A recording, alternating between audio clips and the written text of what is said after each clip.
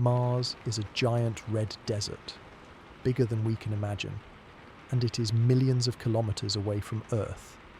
Think about the first 365 days that humans will try to survive there. The entire planet is silent, covered in fine red dust, where nothing grows and the air cannot be breathed. But here is the strangest thing. Their survival will not depend on huge rockets or gigantic machines. It will depend on small machines that need to make breathable air, on every drop of recycled water, and on the food they will try to grow inside boxes. They will be completely alone. How does the human brain handle 365 days of total solitude, knowing that Earth is just a tiny, distant blue dot in the sky? Get ready to sleep while listening to this video and discover what this journey will be like. Subscribe to the channel, leave your like, and comment what part of the world you are watching from. Get comfortable and relax. Let's begin. Imagine being millions of miles away from Earth, looking up at the night sky and seeing your home planet as just another distant star. This reality awaits the first humans who will spend an entire year on the Martian surface. The psychological impact of such extreme isolation represents perhaps the greatest challenge of early Mars missions, even beyond the technical hurdles of getting there. When astronauts first arrive on Mars, they'll likely experience an initial period of excitement and wonder. The thrill of being the first humans to walk on another planet will provide a natural psychological buffer against the reality of their situation. However, as days turn into weeks and weeks into months, the psychological weight of being so far from Earth will begin to settle in. Unlike missions to the International Space Station, where emergency returns are possible within hours, Mars offers no quick escape. The crew will be physically farther from other humans than anyone has ever been in history. This isolation creates what psychologists are now calling the Earth out of view phenomenon. On the Moon, astronauts could still see Earth hanging in the sky, large, blue, dot, and reassuring. On Mars, Earth appears as merely a bright star, visually reinforcing the vast separation. This visual reality may trigger entirely new forms of homesickness and alienation never before documented in space psychology literature. The cognitive understanding of being physically unable to return home for years, regardless of personal crises or emergencies, creates a unique psychological pressure. Communication delays will significantly compound feelings of isolation. Messages between Mars and Earth will face delays of between 4 and 24 minutes depending on the planet's relative positions. This means no real-time conversations with loved ones, no immediate support during crises, and a constant reminder of the gulf separating the crew from humanity. Imagine trying to have an emotional conversation with your family when every response comes 20 minutes after you've spoken. These delays will fundamentally alter how astronauts maintain relationships with people on Earth.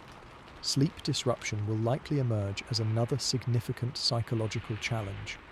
The Martian day is 24 hours and 37 minutes long, just different enough from Earth's to gradually disrupt human circadian rhythms.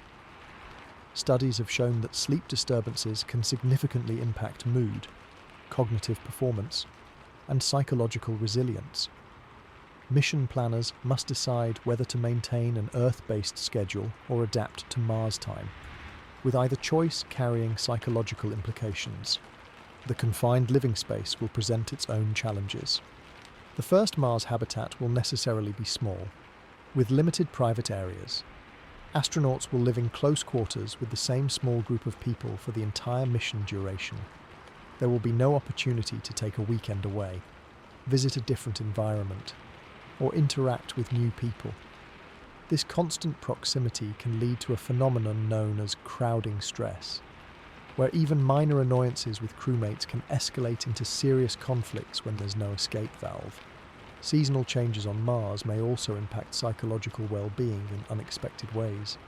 During Martian winters, temperatures can drop to -195 degrees Fahrenheit, forcing crews to spend even more time indoors.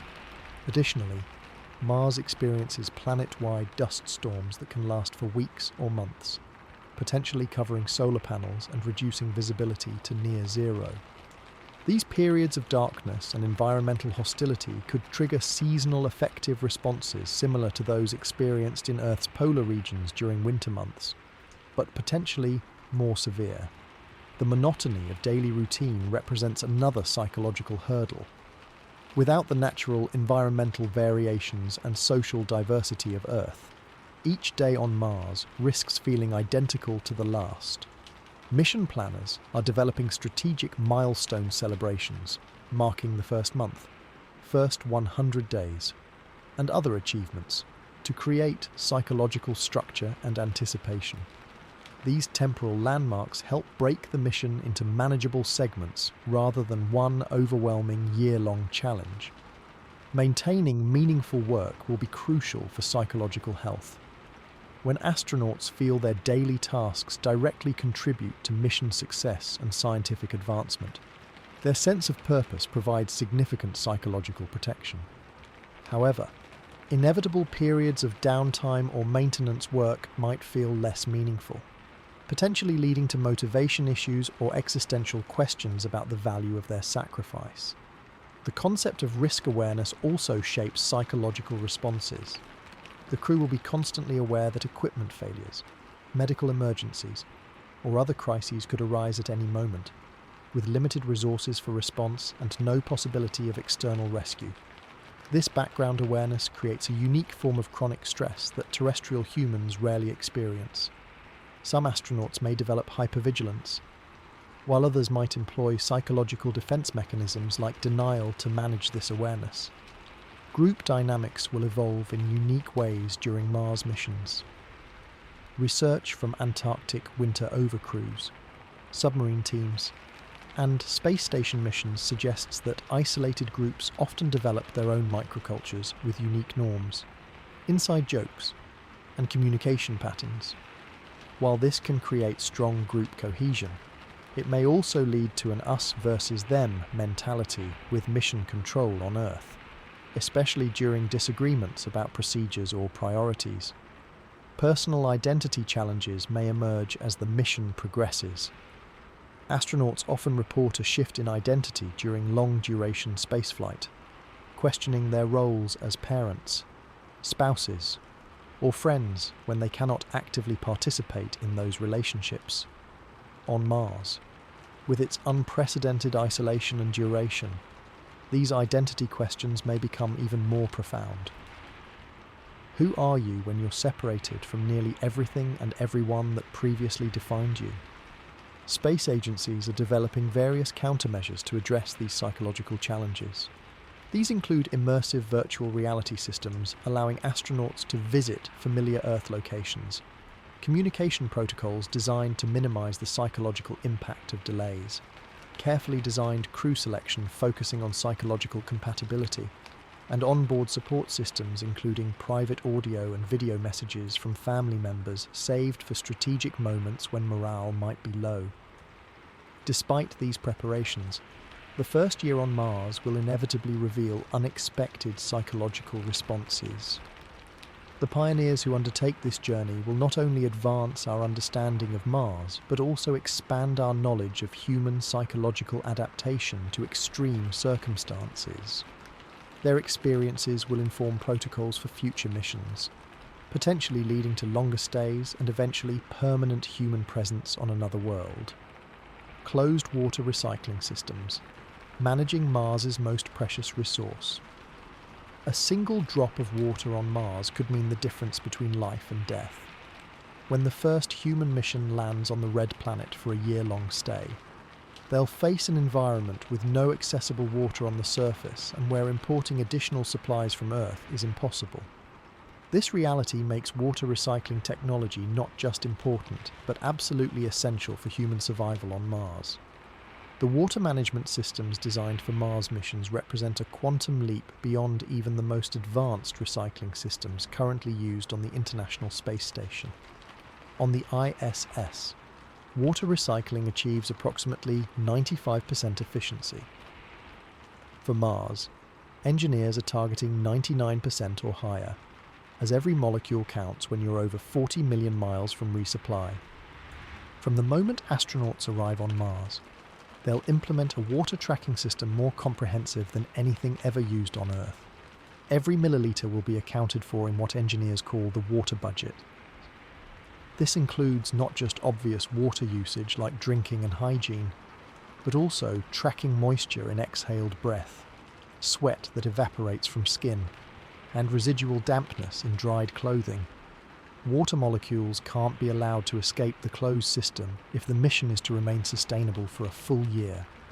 The core of the Mars water recycling system will be a multi-stage purification process that begins with collection. Unlike on Earth, where we typically separate potable water from wastewater, on Mars, all moisture is considered recoverable. Urine, shower water, hand-washing water, moisture condensed from breath, sweat collected from exercise equipment, and even humidity pulled from the habitat's air will all enter the same recycling system.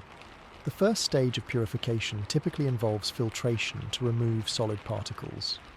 This is followed by a distillation process where water is vaporized, leaving contaminants behind, and then recondensed as pure water. Additional treatments include ion exchange to remove dissolved minerals, activated carbon filtration to eliminate organic compounds, and catalytic oxidation to break down complex molecules. The final stage involves ultraviolet treatment to kill any remaining microorganisms, ensuring the water is completely safe to drink. One of the biggest challenges for Mars water systems isn't just the technology, but the psychology. Astronauts must overcome the natural psychological aversion to consuming recycled water, particularly when they know it was recently someone else's urine or shower water. While ISS astronauts have already demonstrated this psychological adaptation is possible, the stakes on Mars are higher with no alternative water source available. The crew will undergo extensive pre-mission training focused specifically on normalizing the concept of complete water recycling. The Mars habitat will feature specialized fixtures and appliances designed for extreme water conservation. Toilets will use minimal flushing water. Showers will atomize water into fine mist using a fraction of Earth equivalents. And even food preparation methods will be designed to minimize water loss through steam or evaporation. Cleaning procedures throughout the habitat will utilize microfiber cloths and electrostatic methods rather than traditional wet cleaning to avoid unnecessary water usage. Temperature and humidity control within the Mars habitat plays a crucial role in water management.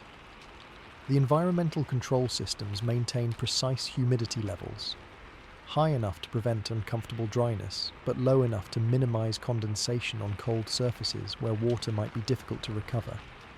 Even the breathing of the crew is considered in the engineering calculations, as each person exhales a predictable amount of water vapor with every breath.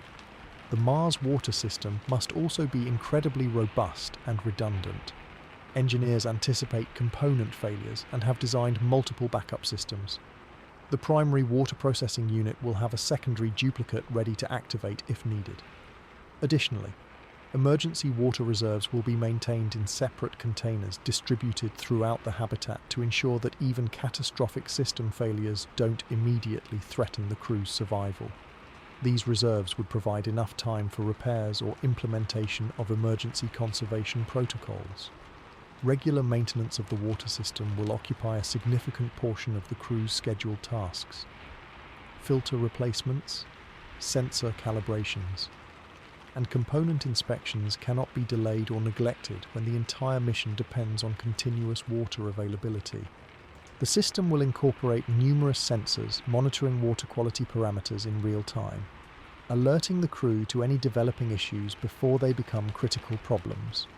The Mars water recycling technology has implications far beyond space exploration.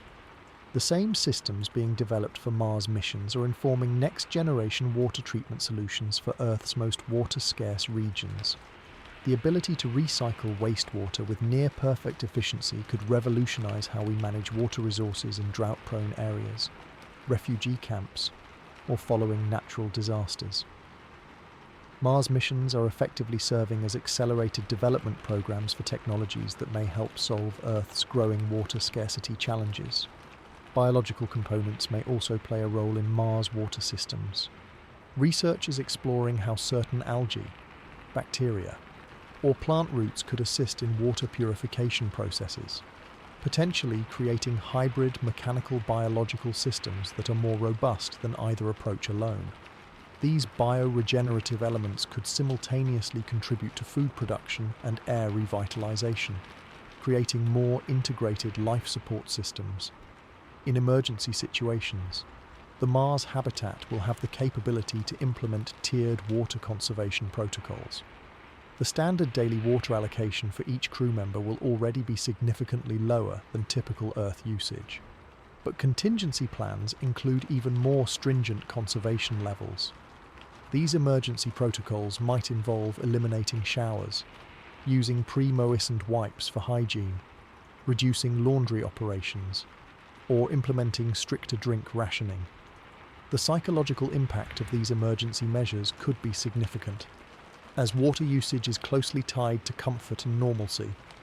Water quality monitoring on Mars will be more comprehensive than any previous space mission.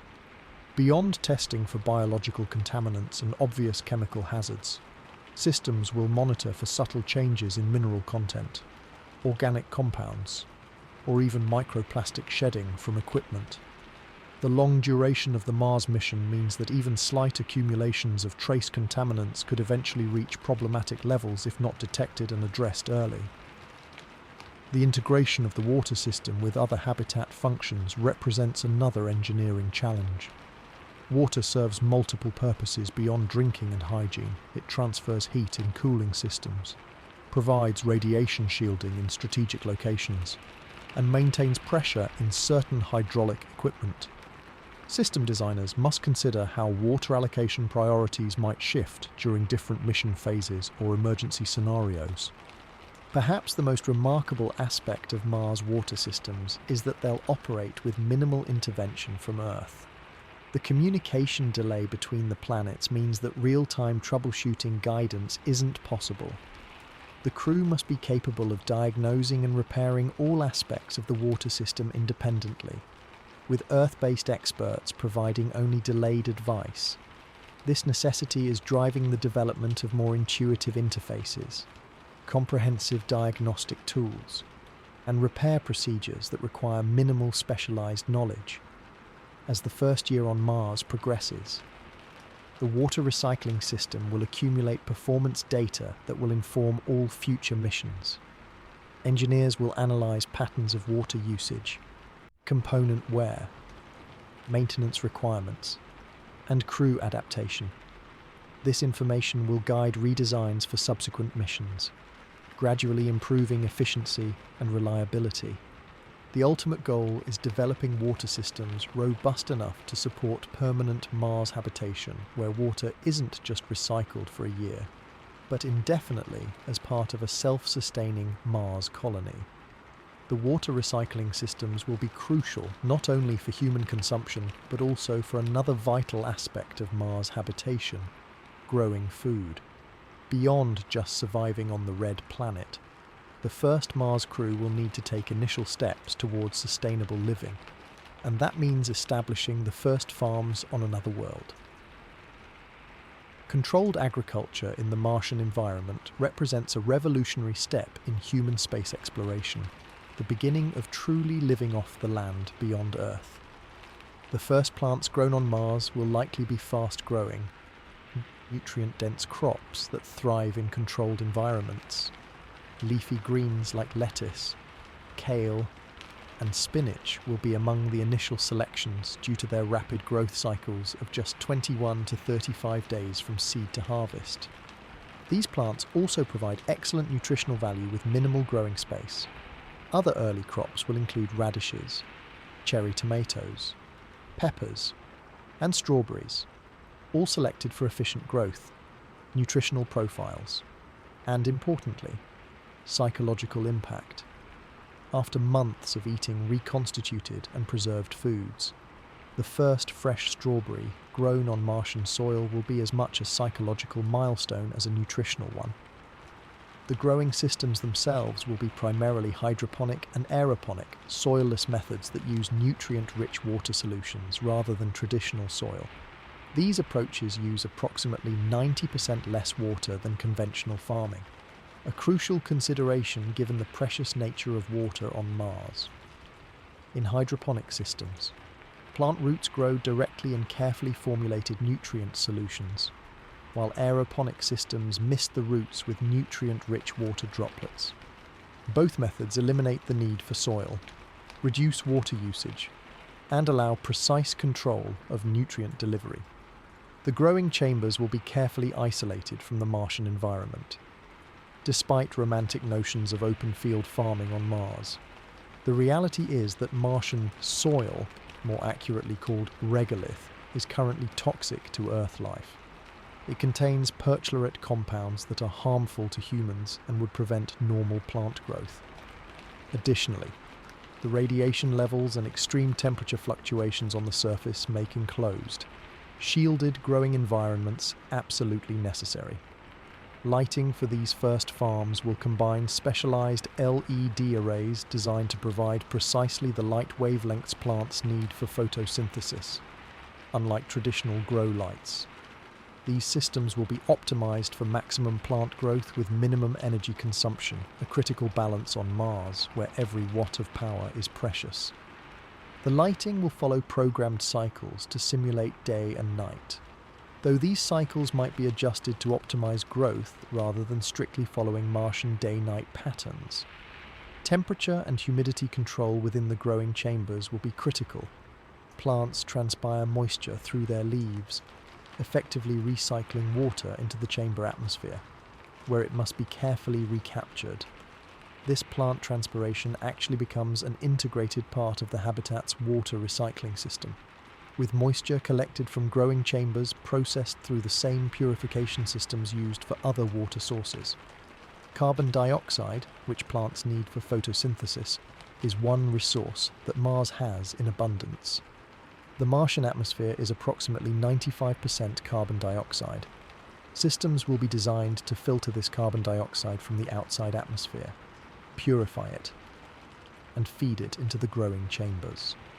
This represents one of the first examples of using in situ resources on Mars, literally living off the land by utilizing the Martian atmosphere to support agriculture. The first Martian farms will also serve as important science experiments. Researchers will carefully monitor how plants respond to the reduced gravity of Mars, about 38% of Earth's gravity. Previous experiments in the microgravity of the International Space Station have shown that plants can grow in space, but the partial gravity of Mars represents a new environment that may affect everything from root structure to water movement through plant tissues. Data collected from these initial growing efforts will inform agricultural designs for future, larger-scale Mars habitation. Pollination presents another challenge for Martian agriculture. Without bees or other natural pollinators, the crew will need to manually pollinate flowering crops using small brushes to transfer pollen between flowers, essentially performing the role of bees themselves. Some advanced systems might include small fans to help distribute pollen throughout the growing chamber, but the process remains labour-intensive compared to Earth agriculture that benefits from millions of years of co-evolution between plants and pollinators. Microbial management within the growing systems requires careful balance, while harmful microbes must be controlled to prevent plant disease. Beneficial microbes are essential for plant health. The initial Mars missions will bring carefully selected microbial communities to establish the right balance in growing systems.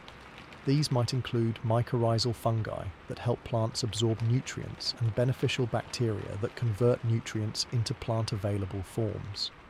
Essentially, the mission will bring not just seeds but entire microscopic ecosystems necessary for plant health. Nutrient cycling represents another challenge for sustainable Martian agriculture. On Earth, natural processes recycle plant nutrients through decomposition. On Mars, these cycles must be engineered. Inedible plant parts will be composted or processed to recover nutrients. which are then returned to the hydroponic systems. Similarly, a portion of human waste, after appropriate treatment, can be processed to recover valuable plant nutrients, creating a more closed-loop system. This concept of waste equals food becomes not just an environmental philosophy, but a survival necessity on Mars. Crop failure on Mars would have far more serious implications than on Earth, where alternative food sources are readily available. To mitigate this risk, growing chambers will be modular and isolated from each other, preventing plant diseases or pests from spreading throughout the entire agricultural system. Additionally, crops will be planted in staggered growth cycles, ensuring that not all plants of a particular type are at the same growth stage simultaneously. This reduces the impact of any single system failure. The psychological benefits of Martian agriculture extend beyond just fresh food. Caring for living plants provides a meaningful connection to Earth and a sense of creating rather than just consuming. Many astronauts on the International Space Station have reported that tending plants provides significant psychological comfort during long-duration spaceflight. On Mars, where the psychological challenges are even greater, the simple act of nurturing life may prove invaluable for crew mental health. As the agricultural systems mature through the first year on Mars, the crew will gradually expand both the variety and volume of crops. The knowledge gained will directly inform designs for future missions, potentially leading to larger habitats with dedicated agricultural modules capable of providing an increasing percentage of the crew's nutritional needs. While the first mission won't achieve complete food independence, it will establish the fundamental techniques that could eventually make sustained human presence on Mars possible. The success of these first agricultural efforts on Mars will represent not just a technical achievement, but a profound milestone in human history, the first time humans have grown food on another world. Every salad harvested, every tomato picked will symbolize humanity's first steps toward becoming a truly multiplanetary species capable of putting down roots, literally and figuratively, beyond our home world. While plants will be busy converting carbon dioxide into oxygen in the growing chambers. This natural process will be just one component of the complex life support systems needed to ensure a breathable atmosphere for the Mars crew. The production and maintenance of breathable air represents one of the most critical and technically challenging aspects of Mars habitation, requiring multiple redundant systems working in concert to keep the crew alive. Unlike the Earth, where our atmosphere is naturally maintained through vast planetary cycles, the Martian habitat will require active, continuous management of every aspect of its atmospheric composition. The crew will live inside what amounts to a mechanical organism that must never stop breathing, continuously monitoring and adjusting oxygen levels, removing carbon dioxide, controlling humidity, and eliminating trace contaminants.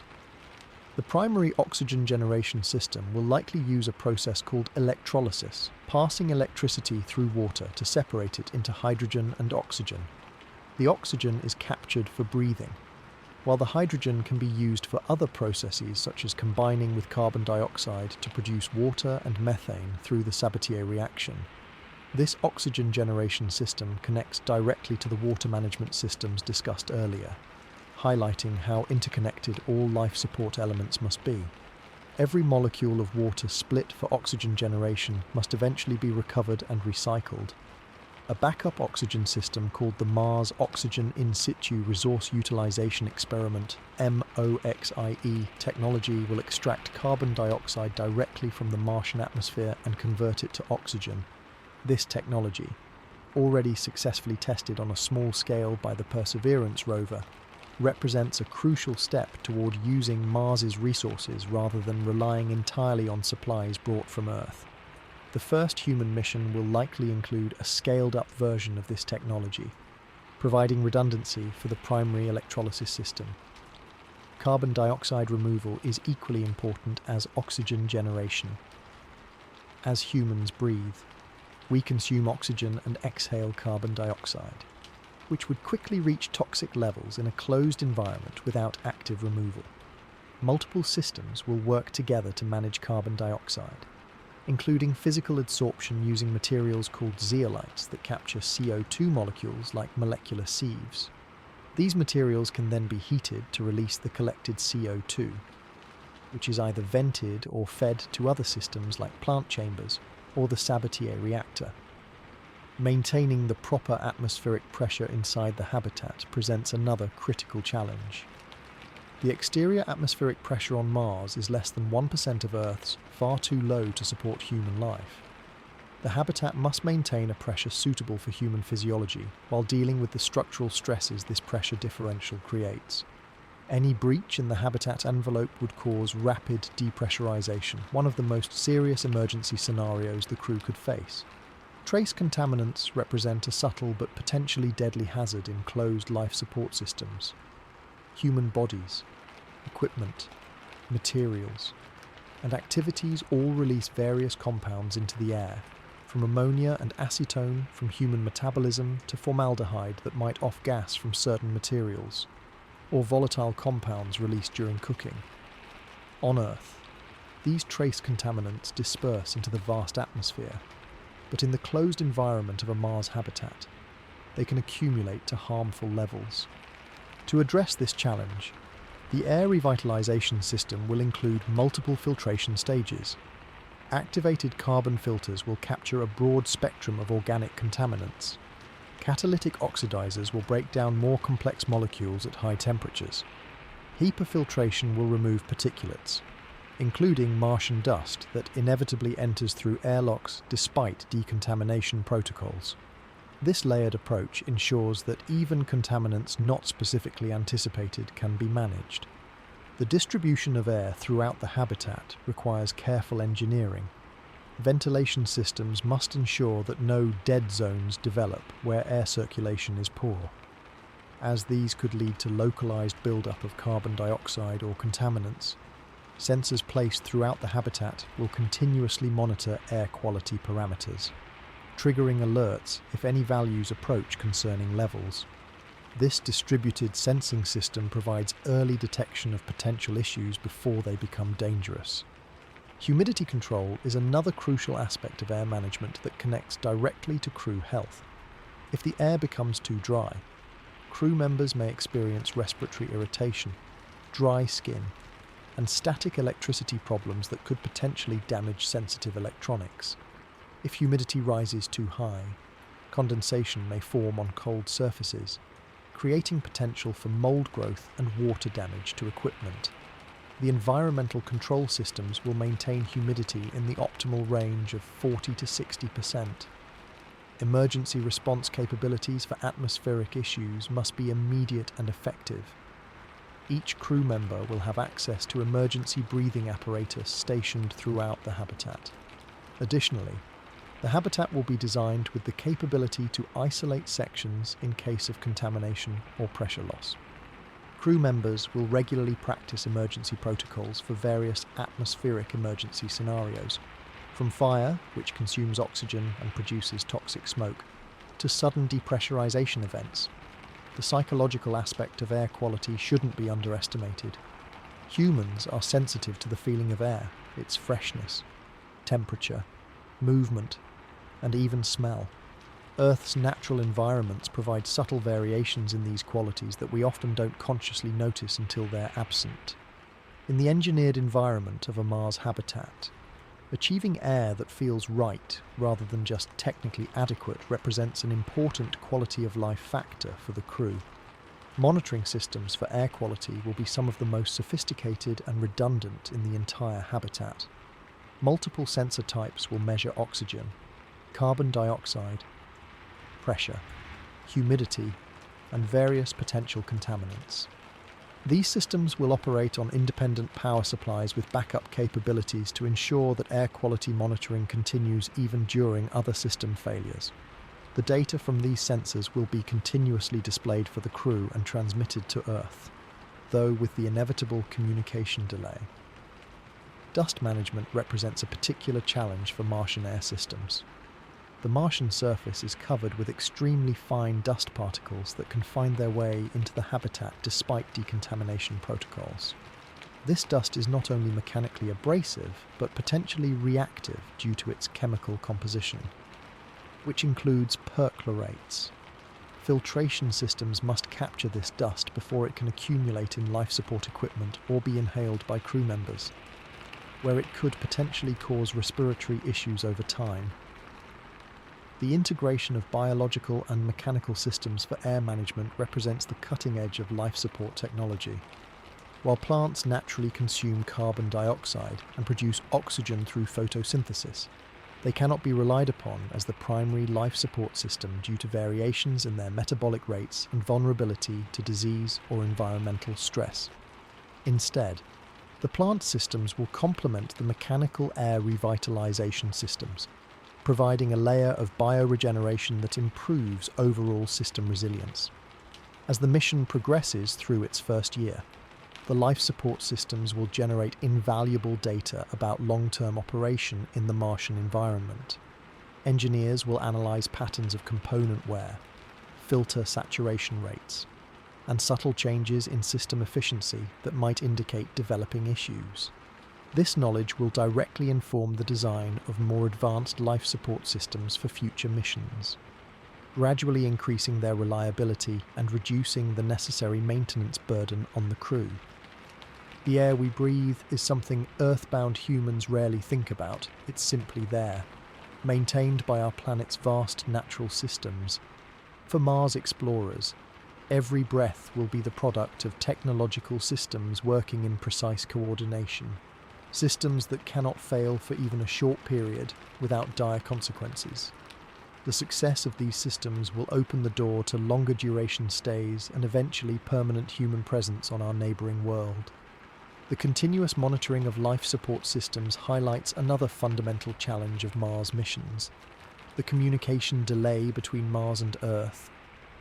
While the air quality data, along with countless other telemetry readings, will be regularly transmitted to mission control, the responses and guidance from Earth experts will always arrive with a significant delay, a reality that fundamentally changes how Mars crews must operate compared to any previous space mission. This communication latency exists because of the vast distance between Earth and Mars, which varies considerably as both planets move in their orbits around the Sun, at their closest approach, called opposition.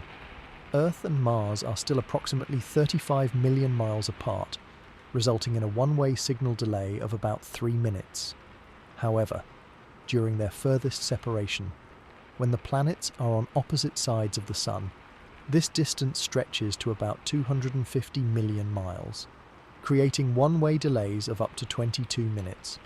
What this means in practical terms is that even in the best-case scenario, a simple question asked by a Mars crew member would take at least 6 minutes to receive a response, 3 minutes for the signal to reach Earth and 3 minutes for the reply to return. During most of the mission, however, this round-trip communication will take between 7 and 44 minutes. This delay makes normal conversation impossible and fundamentally alters the relationship between the Mars crew and mission control on Earth. Consider a scenario where a critical life support component begins showing unusual readings. On the International Space Station, astronauts can immediately consult with specialists on the ground, sharing observations in real time while experts provide immediate guidance. On Mars, the crew must make initial diagnostic decisions on their own, then wait precious minutes for Earth's input. If the situation deteriorates rapidly, they may need to take corrective action before Earth's first response even arrives. This reality requires a fundamental shift in mission operations philosophy. Mars crews will require unprecedented autonomy and decision-making authority compared to previous space missions. While Apollo and Space Shuttle missions operated under detailed procedures controlled from Houston, and even ISS crews rely heavily on ground support for complex operations, Mars astronauts must be trained to function more independently, making critical decisions without immediate support. The communication systems themselves will be marvels of technology, utilizing NASA's Deep Space Network, a global array of massive antennas designed to maintain contact with distant spacecraft. Primary communication will use radio frequencies, with data rates significantly lower than we're accustomed to on Earth. While the exact bandwidth will vary based on planetary positions and atmospheric conditions, the crew might expect maximum data rates of around 2 megabits per second during favourable alignments, roughly equivalent to a modest home internet connection from the early 2000s. This limited bandwidth, combined with the latency, means that communication must be highly prioritised. Mission-critical telemetry and health data will take precedence, while personal communications and media will be allocated specific transmission windows. Video calls with family, a psychological lifeline for ISS astronauts, will become asynchronous exchanges rather than conversations. Crew members might record a video message for loved ones, then receive a response video hours later. The psychological impact of this communication gap cannot be overstated. Astronauts consistently report that contact with family and mission control provides essential emotional support during long-duration missions. The latency creates a sense of isolation more profound than physical distance alone, a feeling that even your words exist in a different time frame than those of everyone else in humanity. Training for Mars missions must include strategies for coping with this unique form of communicative isolation. Mission planners are developing new protocols designed specifically for delay-tolerant communication. Rather than quick exchanges of questions and answers, communications will be packaged into more comprehensive updates, sometimes called hermetic communications that anticipate questions and provide complete context. Instead of asking, "Should we adjust parameter X?" and waiting for a reply, crews will send messages like, "We're seeing reading Y on system Z. We've considered options A, B, dot, and C, dot, and plan to implement option B unless advised otherwise." Special communication software will help manage this process, automatically timestamping messages and organizing delayed responses to maintain conversational threads despite the gaps. These systems might also prioritize certain emergency messages, using special attention signals to alert the crew when urgent information arrives from Earth. During solar conjunction, when Mars and Earth are on opposite sides of the Sun, communications may be degraded further or even temporarily impossible as the Sun's radiation interferes with radio signals. These blackout periods, potentially lasting up to 2 weeks, represent the most extreme isolation the crew will experience. Mission planning accounts for these periods, scheduling less critical activities and ensuring the crew has enhanced autonomy protocols for this time frame. For medical consultations, the communication delay presents particular challenges.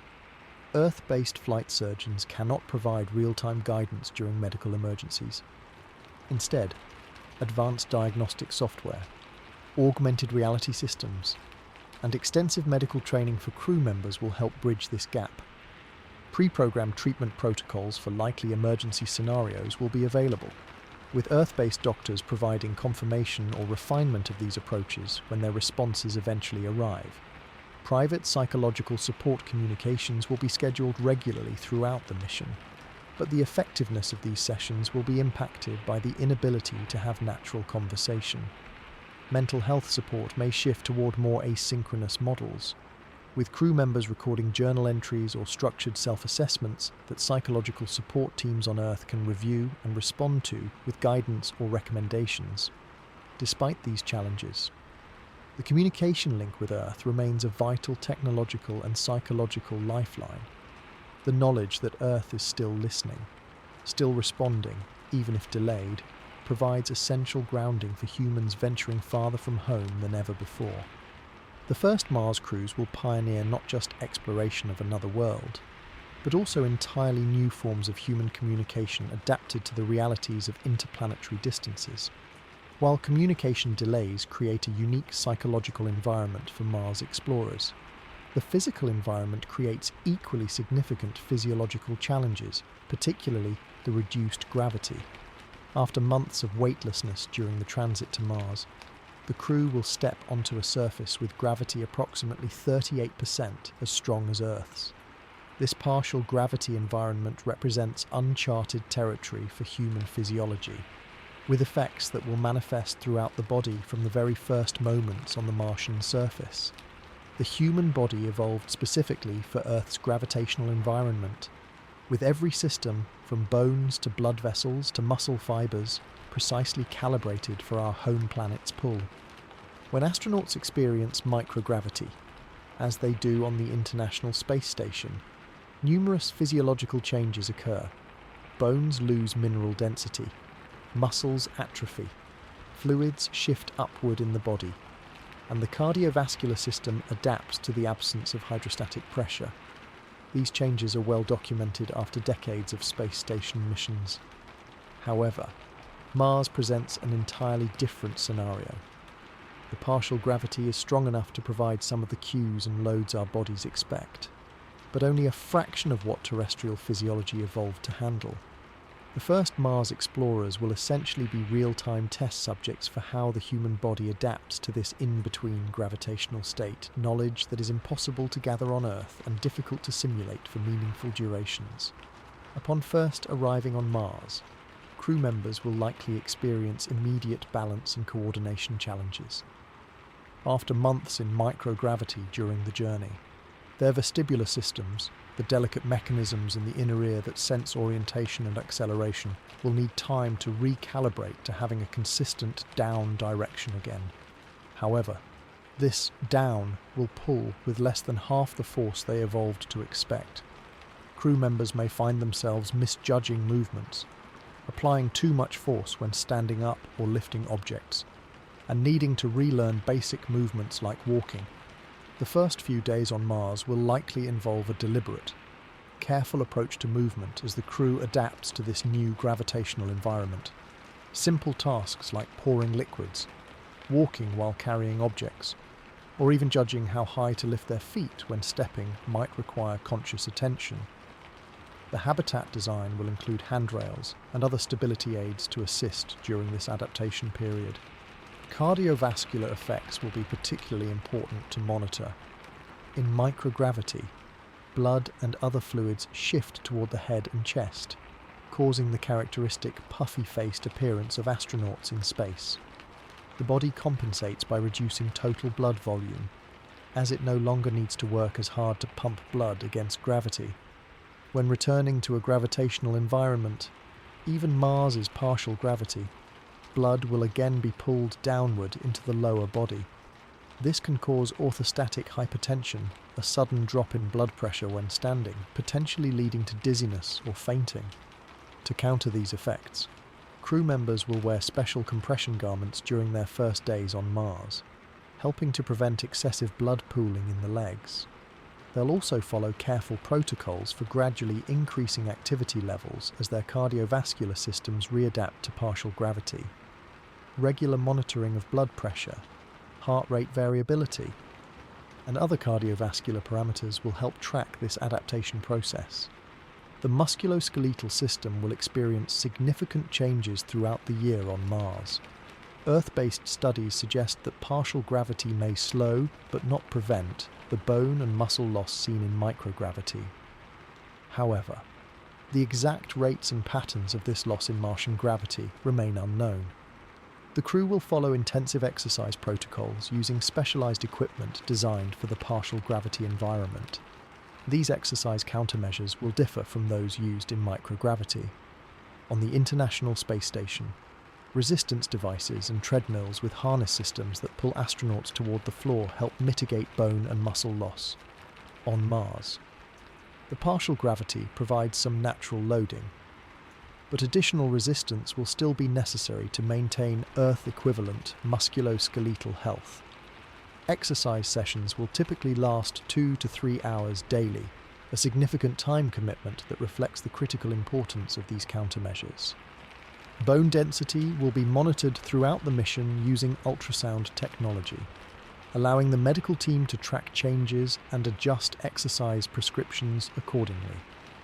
Dietary supplements including calcium, vitamin D, and possibly osteoporosis medications might be utilized if concerning rates of bone loss are observed. The knowledge gained about bone remodeling in partial gravity will have direct implications for future longer-duration Mars missions. The pulmonary system will also respond to Mars's gravitational conditions.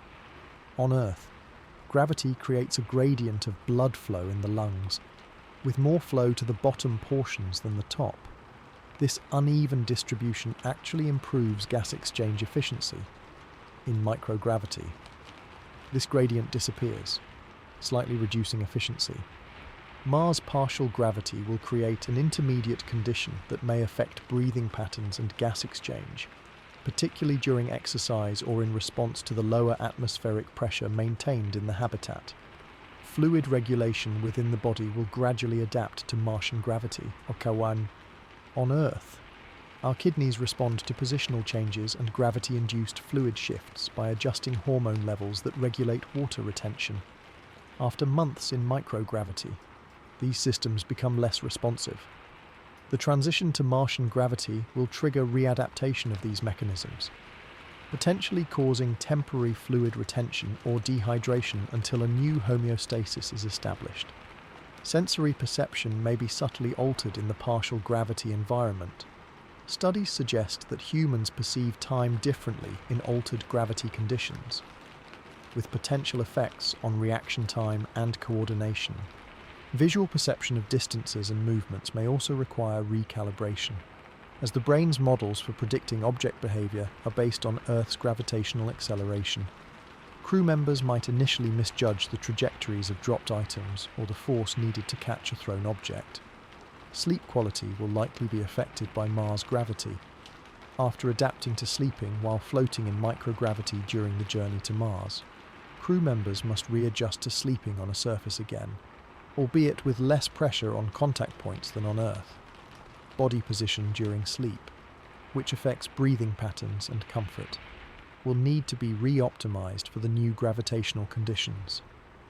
Sleep monitoring will be conducted throughout the mission to track these adaptations. The digestive system will also respond to the partial gravity environment.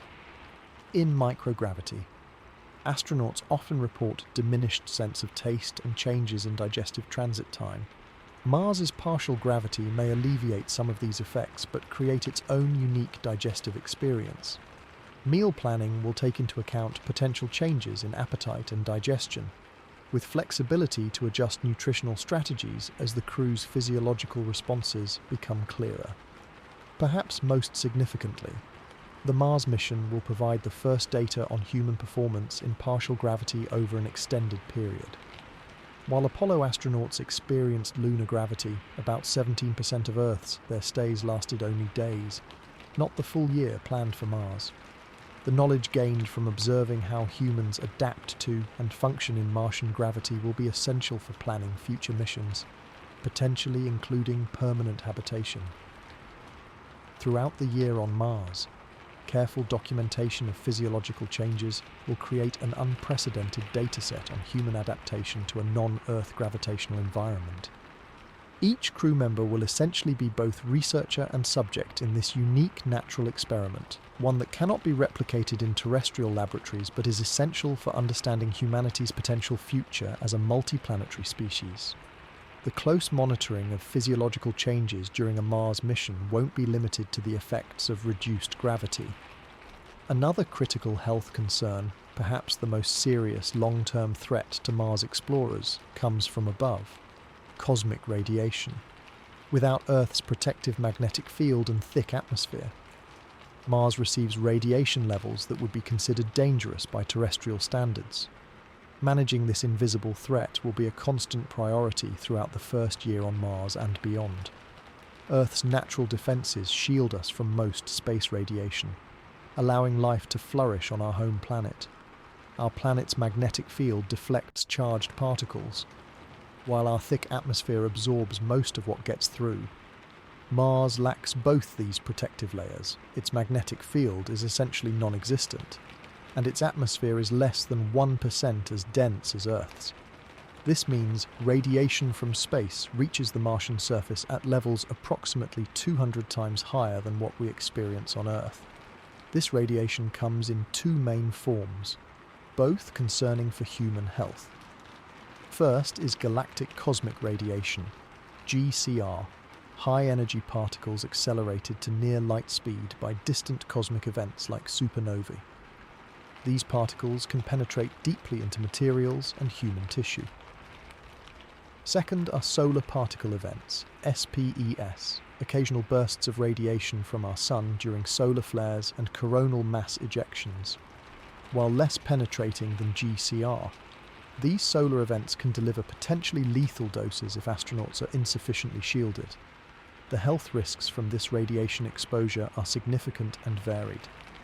Acute radiation syndrome, the type of radiation sickness portrayed in depictions of nuclear accidents, is unlikely during normal Mars operations, but could occur during an extreme solar event if astronauts were caught outside with insufficient protection. More concerning for the mission duration are the long-term effects of accumulated exposure, increased cancer risk, potential cardiovascular damage, and possible cognitive impairment. Radiation protection for Mars habitats will use a layered approach, combining multiple strategies to reduce exposure to acceptable levels. The first layer of protection comes from the habitat design itself. Likely configurations include partially burying the habitat modules under Martian soil, regolith, which serves as natural radiation shielding. Early missions may use rovers to pile regolith into protective berms around habitats or place modules in natural depressions or caves where possible. The habitat walls themselves will incorporate materials selected for their radiation-stopping properties. While lead shielding, common in Earth-based radiation protection, is too heavy to transport from Earth in large quantities. Hydrogen-rich materials like polyethylene provide effective shielding with less mass. Water reserves, food stores, and waste material may also be strategically positioned around living quarters to provide additional shielding, making practical use of materials that must be carried anyway. Within the habitat, certain areas will be designated as radiation shelters with enhanced protection for use during solar storms. These might be centrally located rooms surrounded by water tanks and storage areas, providing maximum shielding from all directions during severe solar events. Crew members would relocate to these areas until radiation levels subside, potentially spending several days in more cramped conditions if necessary. Spacesuit design for extravehicular activities, EVAs, presents particular challenges for radiation protection. The suits must remain flexible and relatively lightweight while providing meaningful radiation shielding, requirements that often conflict. Advanced materials and selective shielding of the most vulnerable body areas represent the likely compromise. Additionally, helmets may incorporate special materials to provide enhanced protection for the brain, one of the most radiation-sensitive organs. Active monitoring of radiation levels will be constant throughout the mission. External sensors will track ambient radiation conditions on the Martian surface, while crew members will wear personal dosimeters to track individual exposure. These monitoring systems connect to predictive models that incorporate solar observation data transmitted from Earth, providing early warning of potential solar particle events. Mission planning will carefully account for radiation exposure in all activities. EVAs will be scheduled during periods of lower predicted solar activity when possible. Cumulative radiation exposure will be tracked for each crew member, with limits established based on career exposure guidelines. If an individual approaches these limits, their EVA participation might be restricted to conserve their radiation budget for the remainder of the mission and their career. The habitat's location on Mars will be partially selected based on radiation considerations. Areas with slightly higher elevation receive somewhat more atmospheric protection, though the difference is minimal given Mars's thin atmosphere. More importantly, proximity to natural features like cliff walls could provide partial shielding from certain directions, reducing overall exposure. Medical countermeasures may also play a role in the radiation protection strategy. Research is ongoing into radioprotective compounds, medications that might help the body repair radiation damage or protect cells during periods of high exposure. While no magic bullet exists, Certain antioxidants and anti-inflammatory compounds show promise for reducing radiation effects. The first Mars crews may take such compounds prophylactically or before high-exposure activities. The psychological aspect of radiation exposure cannot be overlooked. Unlike other dangers, radiation cannot be seen, felt, or detected by human senses. Living with the knowledge of constant exposure to an invisible threat creates a unique form of stress. Crew members will receive extensive education about radiation risks and protection strategies, helping them understand that while the danger is real, the protections in place make the risk manageable within mission parameters. Long-term studies of the first Mars explorers after their return to Earth will provide invaluable data on the actual effects of Mars-level radiation exposure on the human body. These pioneers will essentially be advancing our understanding of space radiation effects through their own experiences, knowledge that will directly inform protection strategies for future missions. The radiation environment represents one of the most significant challenges for extended Mars habitation, and the first year on Mars will provide crucial real-world validation of protection strategies developed on Earth. While we can simulate radiation environments and test materials in laboratories, the true effectiveness of our protection systems can only be verified through actual experience on the Martian surface. While cosmic radiation represents a constant but invisible threat to Mars explorers, the planet occasionally makes its hostility much more apparent through another environmental challenge: dust storms. These storms range from local disturbances to global events that can engulf the entire planet for months, creating conditions that would test both human endurance and technological resilience during the first year on Mars. Martian dust is nothing like the dust we encounter on Earth. It's extraordinarily fine, with particles as small as 1 micron in diameter, about 1/50th the width of a human hair. This ultra-fine dust is also electrostatically charged due to the constant friction in Mars' dry atmosphere, causing it to stick to virtually everything it contacts.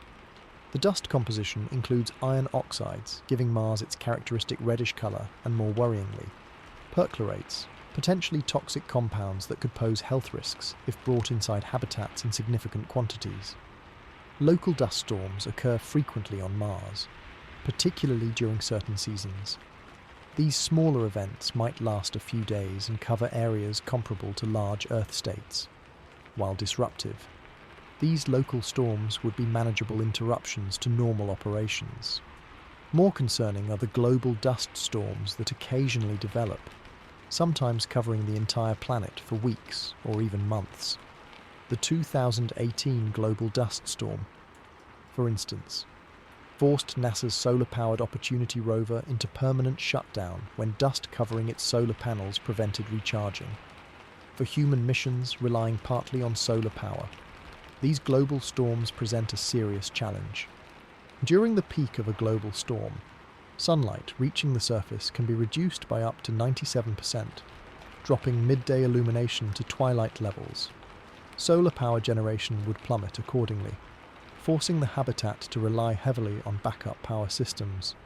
These would likely include both battery storage for short-term needs and nuclear power sources, such as radioisotope thermoelectric generators or small fission reactors for baseline power during extended storms. Mission planning must account for the seasonal nature of Martian dust storms. Historical observations show that major storms are most common during southern hemisphere summer, when Mars is closest to the Sun in its elliptical orbit. This period of increased storm risk would be scheduled for activities requiring less external operations and lower power consumption, with critical mission elements preferentially scheduled during clearer seasons. The practical impacts of dust storms extend far beyond power generation. Visibility can drop to just a few meters during intense storms, making any external operations dangerous or impossible. Communication with Earth might be degraded as dust interferes with antenna performance. Navigation systems relying on visual landmarks would become unreliable. Perhaps most significantly, the psychological impact of being confined to the habitat during weeks of perpetual dusty twilight could substantially affect crew morale. Dust mitigation will become a daily concern even outside of storm periods. The fine Martian dust will infiltrate mechanisms, degrade seals, scratch optical surfaces, and accumulate on thermal radiators, potentially causing overheating of critical systems. Special attention during engineering design will focus on creating dust-resistant equipment with appropriate seals, filters, dot, and cleaning mechanisms. Regular maintenance to remove accumulated dust will occupy a significant portion of the crew's time. Airlocks represent a particular challenge for dust management. Each time a crew member returns from external activities, they'll bring dust into the airlock on their spacesuits. Specialized cleaning protocols will be necessary before the inner door can be opened.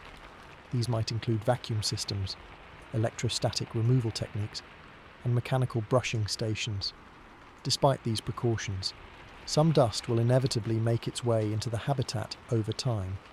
Inside the habitat, air filtration systems will continuously remove dust particles from circulation. These filtration systems must be particularly effective at capturing the smallest particles, which pose the greatest health risk if inhaled. Regular replacement or cleaning of these filters will be another maintenance requirement. Additionally, living areas will need frequent cleaning using specialized tools designed to capture and contain Martian dust rather than simply redistributing it. The potential health effects of Martian dust exposure are not fully understood but are taken very seriously by mission planners. The combination of very small particle size, allowing deep penetration into the lungs, and potentially reactive chemistry makes dust inhalation a significant concern. Crew members may wear lightweight masks during periods of high dust intrusion or when cleaning dust-contaminated equipment. Regular health monitoring will include special attention to respiratory function and potential dust exposure symptoms. Beyond dust storms, other Martian environmental challenges will affect daily operations. Temperature extremes are particularly significant, with surface temperatures ranging from a relatively mild 20 degrees Celsius (68 Fahrenheit) at the equator during summer days to a bone-chilling minus 125 degrees Celsius minus 193 Fahrenheit at the poles during winter. Even at the same location, daily temperature swings of 70 degrees Celsius, 126 degrees Fahrenheit, are common due to Mars' thin atmosphere, which cannot retain heat effectively. These temperature variations create significant engineering challenges for equipment that must operate outside the habitat. Materials must withstand repeated thermal cycling without developing cracks or leaks. Lubricants must remain effective across extreme temperature ranges. Battery performance degrades significantly in cold conditions, requiring heating systems for equipment used during nighttime operations. Thermal management becomes a constant balancing act between preventing freezing during cold periods and avoiding overheating during warmer conditions. Seasonal changes on Mars last significantly longer than on Earth due to Mars's longer year, approximately 687 Earth days. This creates extended periods of particular environmental challenges. The long southern winter brings colder temperatures and clearer skies, while the southern summer brings warmer conditions but increased dust storm activity. Mission planning must account for these seasonal variations, scheduling different types of activities during the environmental windows most suitable for them. Interestingly, one environmental factor that won't significantly impact Mars operations is weather in the traditional Earth sense. With no liquid water cycle and minimal atmospheric pressure, Mars experiences no rain, snow, or conventional clouds. Wind is the primary active weather element, sometimes reaching speeds that can move significant amounts of dust and sand. However, due to the thin atmosphere, even hurricane-force winds on Mars would feel like a gentle breeze in terms of physical force, though they could still cause problems by reducing visibility and depositing dust on equipment. The first year on Mars will essentially create the operational handbook for dealing with these environmental challenges. While orbital observations and robotic missions have provided valuable data on Martian conditions, nothing can fully prepare explorers for the day-to-day reality of managing life and work in such a harsh environment.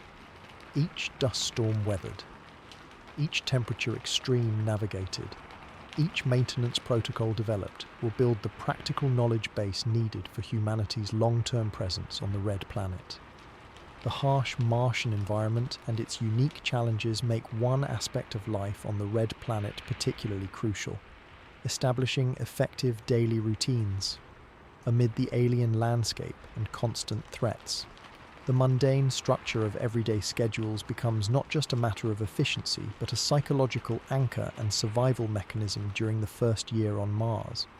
The Mars mission schedule will revolve around a fundamental decision: whether to live by Earth time or adapt to Martian Sol. A Martian day, or Sol, lasts 24 hours and 37 minutes, slightly longer than Earth's 24-hour day. This small difference creates a choice with significant implications. If the crew maintains an Earth-based schedule, their activities would gradually drift out of sync with Martian daylight hours. Alternatively, adapting to Mars time means their daily schedules would slowly drift relative to mission control teams on Earth. Most Mars mission plans favor adapting to the Martian Sol, allowing the crew to maintain consistency with the natural light cycle outside their habitat. This approach means mission controllers on Earth would need to adjust their communication schedules to account for the gradually shifting time differential. Teams on Earth might use special watches that run on Mars time during mission operations, a practice already employed by some rover mission teams. The typical Martian day for the crew would begin with a clearly defined morning routine. Upon waking, each member would complete brief health monitoring, checking vital signs, collecting biological samples when scheduled, and reporting any health concerns. This medical data provides crucial tracking of how each person is adapting to the Martian environment over time. After personal hygiene activities, using carefully measured water allotments, the crew would gather for the first of 3 daily meals. Breakfast would serve as more than just nutritional intake. It would function as an important crew gathering for reviewing the day's schedule. The mission commander would lead a brief meeting confirming assignments, discussing any concerns from the previous day, and addressing any new instructions received from Earth during the night. This daily synchronization helps maintain team cohesion and ensures everyone understands their roles for the coming solution. The work schedule would typically divide into morning and afternoon blocks, with specific activities assigned based on mission phase, individual expertise, and current priorities. Every crew member would have primary responsibilities aligned with their specialization: the medical officer handling health assessments, the engineer overseeing critical systems maintenance, the botanist tending to the growing chambers, and so on. However, all crew members would be cross-trained in essential functions to provide redundancy if someone becomes ill or injured. Exercise would occupy approximately 2 hours of each person's daily schedule, typically split between morning and afternoon sessions. This time commitment reflects the critical importance of physical activity for maintaining health in Mars's reduced gravity. Exercise protocols would be individually tailored, but generally include resistance training to maintain muscle mass and bone density, cardiovascular work for heart health, and balance/coordination exercises to maintain neuromuscular function. Meal preparation and cleanup would be shared responsibilities rotating among crew members. Unlike on Earth, where food preparation can be optional or outsourced, on Mars it becomes an essential shared duty. Meals would combine shelf-stable prepared foods brought from Earth with whatever fresh items might be available from the habitat's growing systems. The psychological importance of meals as both sensory experiences and social gatherings makes them critical anchors in the daily schedule. The workday would include scheduled communication periods with Earth, timed to accommodate the delay, rather than real-time conversations. These would involve recording detailed updates, questions, and responses to previous communications from mission control. Personal communication time with family would be allocated weekly for each crew member, a precious resource both for bandwidth reasons and emotional management. Evening hours would typically include a combination of required reporting and documentation, personal time, and group activities designed to maintain morale. These might include movie nights, game sessions, continuing education, or shared reading discussions. These scheduled social activities aren't merely recreation, they're deliberate psychological countermeasures against isolation and monotony. Before sleep, each crew member would complete another brief health check and prepare their quarters for the rest period. Sleep hygiene becomes particularly important in the enclosed environment of a Mars habitat, where disruptions can easily affect others and where consistent. Quality sleep is essential for both physical health and cognitive function. Beyond the daily structure, weekly and monthly routines would provide broader temporal organization. Certain maintenance tasks would be scheduled weekly, such as specific equipment checks or habitat cleaning procedures. Monthly milestone celebrations would mark the passage of time and provide forward-looking moments to anticipate. The completion of each month on Mars would typically be acknowledged with some form of special meal or activity, creating a sense of accomplishment and progression. The psychological importance of these routines cannot be overstated. In the face of unprecedented isolation, unpredictable environmental challenges, and the constant background awareness of danger, routine provides a sense of normalcy and control. Studies of personnel in Antarctic research stations, the closest Earth analogue to Mars isolation, consistently show that maintaining structured routines significantly reduces psychological strain and interpersonal conflicts. Flexibility must be balanced with structure.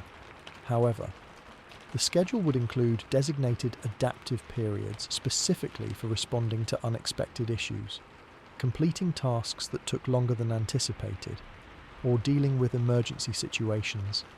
This built-in flexibility helps prevent the frustration that would come from constantly falling behind on a too rigid schedule. Time tracking itself takes on new dimensions on Mars. The crew would likely use a hybrid timekeeping system that references both Earth date, time, and Martian sols. Mission logs would maintain both timestamps to facilitate coordination with Earth while accurately reflecting the crew's lived experience. Some Mars analog missions have experimented with naming Martian months differently than Earth months to create a distinct temporal identity. Though official missions would likely maintain standard Earth calendar references for clarity in communication, the passage of time would be marked by mission milestones that create a sense of progress. Mars days would be counted sequentially from landing, with significant numbers celebrated: Sol 100, Sol 200, etc. Halfway points and other key mission markers would receive special acknowledgement. Earth holidays would still be observed, maintaining cultural connections with home, but might gradually be supplemented by new Mars traditions that emerge organically among the crew.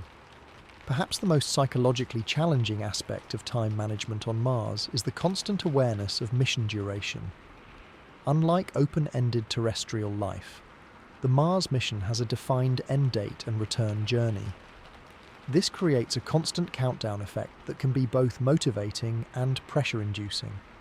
Successful psychological adaptation involves balancing awareness of the remaining mission timeline with present-focused engagement in daily activities.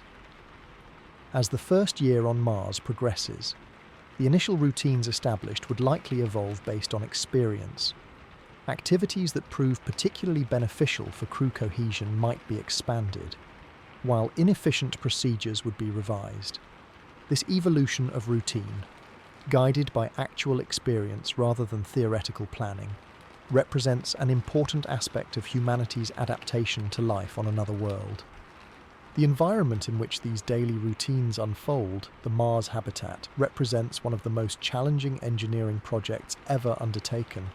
Designing and maintaining the physical structure that will keep humans alive on the hostile Martian surface involves balancing competing priorities of safety, functionality, psychological comfort, and the severe constraints of launching materials from Earth. The first Mars habitat will likely employ a hybrid approach combining prefabricated modules sent from Earth with structures utilizing in situ resources. The core living spaces would consist of rigid modules similar to those used on the International Space Station, but optimized for partial gravity and surface deployment rather than microgravity and orbit. These might be supplemented with inflatable sections that expand after landing to create larger interior volumes while minimizing launch mass. Layout of the habitat would prioritize functional zoning, creating distinct areas for different activities while maximizing use of the limited space. Typical configurations would include dedicated zones for medical care, science laboratories, food preparation and dining, exercise, personal quarters, hygiene facilities, and mechanical systems. Careful design would ensure critical systems remain accessible for maintenance while hazardous components are appropriately isolated. Personal quarters would be minimal but designed to provide essential psychological territory for each crew member. These small cabins, likely not much larger than a typical ship's berth, would provide the only truly private spaces available to individuals throughout the year-long mission. Design features would typically include customizable lighting, personal storage, a small desk surface, a sleep restraint appropriate for Martian gravity, and digital displays that can show images from Earth or entertainment content during personal time. Common areas would be designed to support multiple functions through reconfigurable elements. Tables might fold away to create open floor space for exercise or group activities. Walls could include deployable workstations that extend when needed and retract when not in use.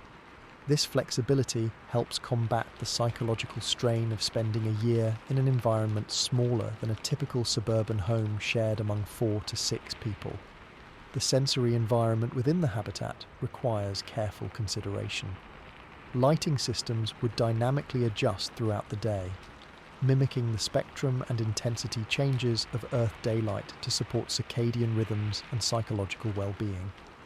Sound management becomes crucial in small enclosed spaces. The habitat would incorporate both sound dampening materials to provide acoustic privacy and carefully designed audio systems to mask the constant background hum of life support equipment. Colour and texture choices within the habitat represent more than aesthetic preferences. They provide psychological cues and sensory variation in an otherwise confined environment. Research from submarines, Antarctic stations, and space habitats suggests that variations in colour schemes between different functional areas helps provide environmental cues that combat the monotony of enclosed spaces. Natural textures and biophilic design elements, those that reference natural forms and patterns, help satisfy innate human preferences for connection to nature-like environments. Windows present a significant engineering challenge but offer enormous psychological benefits. Direct views of the Martian landscape provide both operational awareness and a crucial sense of connection to the world beyond the habitat walls.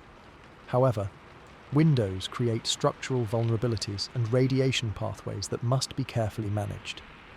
Most habitat designs include a limited number of radiation-shielded viewports strategically positioned to maximize their psychological and operational value. Life support system components would be distributed throughout the habitat according to both functional requirements and safety considerations. Critical systems would feature redundant backups, with primary and secondary components physically separated to prevent single-point failures from affecting both simultaneously. This distributed approach means that mechanical systems would be visible throughout the habitat rather than isolated in a dedicated engine room, creating a constant reminder of the technology keeping everyone alive. Thermal management represents a particularly complex aspect of habitat engineering. Mars's extreme temperature variations create significant heat transfer through the habitat walls. During day periods, excess heat must be efficiently radiated away to prevent overheating of electronic systems. During night periods, heat must be carefully conserved. The habitat would likely employ a combination of passive and active thermal regulation systems, including specialized insulation materials, heat exchangers, and radiator panels that can be reconfigured based on conditions. Maintenance requirements dominate habitat operations throughout the mission. Unlike terrestrial buildings designed for occasional servicing, Mars habitats must be engineered for constant maintenance access, with critical components designed for repair rather than replacement. The crew would follow detailed preventative maintenance schedules involving daily, weekly, monthly, and quarterly tasks ranging from filter replacements to comprehensive diagnostic sequences for major systems. Documentation of the habitat's performance becomes a mission deliverable in itself. The first year-long Mars mission will provide invaluable data about how structures and systems actually function on the Martian surface. Everything from the rate of seal degradation due to dust infiltration to the efficiency of thermal management systems in actual Martian conditions would be meticulously tracked. This knowledge directly informs the design of subsequent habitats, creating an iterative improvement process essential for establishing sustainable human presence. As the mission progresses, the crew would likely modify aspects of the habitat based on their lived experience. Workstations might be repositioned for better workflow. Additional sound dampening might be added to areas where equipment noise proves more disruptive than anticipated. Storage systems would be reorganized based on actual usage patterns rather than pre-mission projections. This organic adaptation of the environment represents an important aspect of making the habitat truly functional for its inhabitants beyond its basic life support capabilities. The psychological aspects of maintaining the habitat extend beyond the technical requirements. Caring for one's surroundings, cleaning, organizing, and even decorating to the limited extent possible creates a sense of ownership and home that counteracts the fundamentally alien nature of Mars. Throughout human history, creating and maintaining shelter has been a core expression of human adaptation to new environments. On Mars, this ancient human behavior continues, just with significantly more advanced technology and in the most challenging environment humans have ever inhabited. The careful maintenance of the Mars habitat directly connects to another critical system that requires constant attention: power generation and management. Maintaining a reliable energy supply on Mars presents unique challenges unlike anything encountered in terrestrial power systems or even previous space missions. Every watt of electricity on Mars must be meticulously generated, stored, and allocated with the understanding that energy is not just a utility but a fundamental life-sustaining resource. The primary power generation for the first Mars habitat will likely come from a combination of solar arrays and nuclear systems, each with distinct advantages and limitations. Solar power offers renewable energy without fuel concerns, but it comes with significant vulnerabilities in the Martian environment. The solar intensity at Mars is approximately 43% that of Earth due to the greater distance from the Sun. This reduced intensity means solar panels of equal size and efficiency will generate less than half the power they would on Earth. The Martian dust compounds this challenge, as fine particles gradually accumulate on solar panels. Efficiency can drop dramatically, potentially by 5 to 10% per week during non-storm periods, and much more rapidly during dust events. Cleaning mechanisms become essential, but are themselves technically challenging. Current designs include electrostatic systems that repel dust using electric charges, mechanical wipers adapted for the Martian environment, or even compressed gas systems that periodically blast dust off panel surfaces.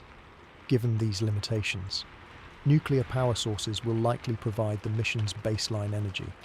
Radioisotope thermoelectric generators, RTGs, similar to those used on Mars rovers, offer reliable, continuous power independent of environmental conditions.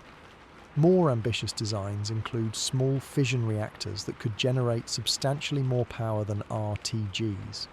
These kilopower reactors, under development by NASA, could provide 10 kilowatts of continuous electrical power regardless of dust storms or day-night cycles.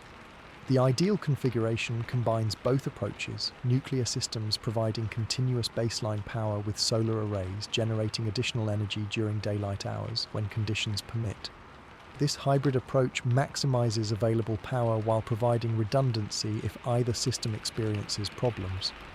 The solar component would be sized larger than minimum requirements to account for efficiency losses from dust accumulation between cleaning opportunities.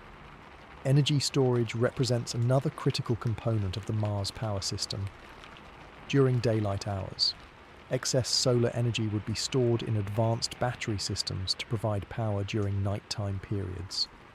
Unlike Earth-based renewable systems that might use pumped hydro or other large-scale storage, Mars missions must rely on compact, high-efficiency battery technologies. Next-generation lithium-ion batteries, or perhaps more exotic chemistries like lithium-sulfur, would store critical reserves with minimal mass and volume. The habitat would maintain what engineers call a power budget, a detailed accounting of energy consumption by every system and activity. Unlike household budgeting on Earth, where exceeding your electricity budget might result in a higher bill, exceeding the Mars power budget could have life-threatening consequences. Every activity from cooking to communications would have a predetermined power allocation, with usage constantly monitored and adjusted. This power budget creates a stratified priority system for energy use. Life support systems, air revitalization, thermal control, and water recycling would receive absolute priority. Communication systems would typically receive second-level priority, ensuring the crew maintains contact with Earth. Science operations, food preparation, and personal activities would be assigned lower priorities, subject to reduction or rescheduling during power limitations. During normal operations, the habitat might consume between 15 and 25 kilowatts of continuous power, roughly comparable to a small Earth home, but supporting all the additional systems necessary for survival in the Martian environment. This relatively modest consumption reflects the extensive efficiency measures incorporated into every aspect of the habitat design. Lighting would use advanced LEDs specifically tuned to maximize visual effectiveness while minimizing energy use. Heating would rely primarily on insulation and waste heat recovery rather than dedicated heaters. Even food preparation would use highly efficient induction or microwave technology rather than conventional resistance heating. Power conservation becomes particularly critical during dust storm periods when solar generation might drop to near zero. The crew would implement predetermined power reduction protocols during these events. Non-essential systems would be temporarily deactivated. Lighting would be reduced to minimum levels in unoccupied areas. Computer systems might operate in low-power modes with reduced performance. Even life support systems would adjust to minimum acceptable parameters, maintaining slightly higher carbon dioxide levels or narrower temperature bands to reduce energy consumption. The psychological aspect of energy constraints adds another dimension to power management. Earth-dwelling humans rarely think about the energy required for daily activities. On Mars, crew members would develop an acute awareness of the energy cost of every action, from warming a cup of coffee to running an experiment. This constant energy consciousness represents another way that life on Mars fundamentally differs from Earth experience, requiring adjustment and adaptation. Maintenance of power systems presents unique challenges on Mars. Solar arrays would require regular inspection and cleaning, potentially using robotic systems or crew EVAS, extravehicular activities. Nuclear systems would need monitoring for performance degradation and potential radiation issues, though they generally require less hands-on maintenance than solar components. The power distribution system, the wiring and control electronics that deliver electricity throughout the habitat, would undergo regular preventative maintenance to avoid single-point failures that could cascade into life-threatening situations. Thermal management intersects directly with power systems on Mars. During day periods, cooling systems must prevent electronic components from overheating while also capturing and redistributing waste heat for habitat warming. During night periods, when external temperatures can plunge to minus 120 degrees Celsius, minus 184 Fahrenheit, systems must carefully balance power used for heating against other critical needs. The habitat design would incorporate sophisticated thermal management that treats heat as a resource to be captured, stored, and utilized rather than merely a waste product to be eliminated. The energy systems would also support any manufacturing or resource utilization experiments conducted during the mission. In situ resource utilization, ISRU, using Martian materials to produce useful products, requires significant energy but could eventually reduce dependence on Earth supplies. Early ISRU experiments might include extracting water from subsurface ice or producing oxygen from the carbon dioxide atmosphere. These processes are energy intensive but represent crucial steps towards self-sufficiency in future missions. As with other systems, the power generation and management experience during the first year on Mars will provide invaluable data for future missions. Engineers will analyze the actual performance of solar arrays under Martian conditions, the true efficiency of thermal management systems, and the accuracy of power budgeting projections. This knowledge will directly inform the design of power systems for subsequent missions, gradually increasing capability while reducing risk. The careful management of energy on Mars connects directly to another critical mission component that also cannot be compromised: crew health and medical care.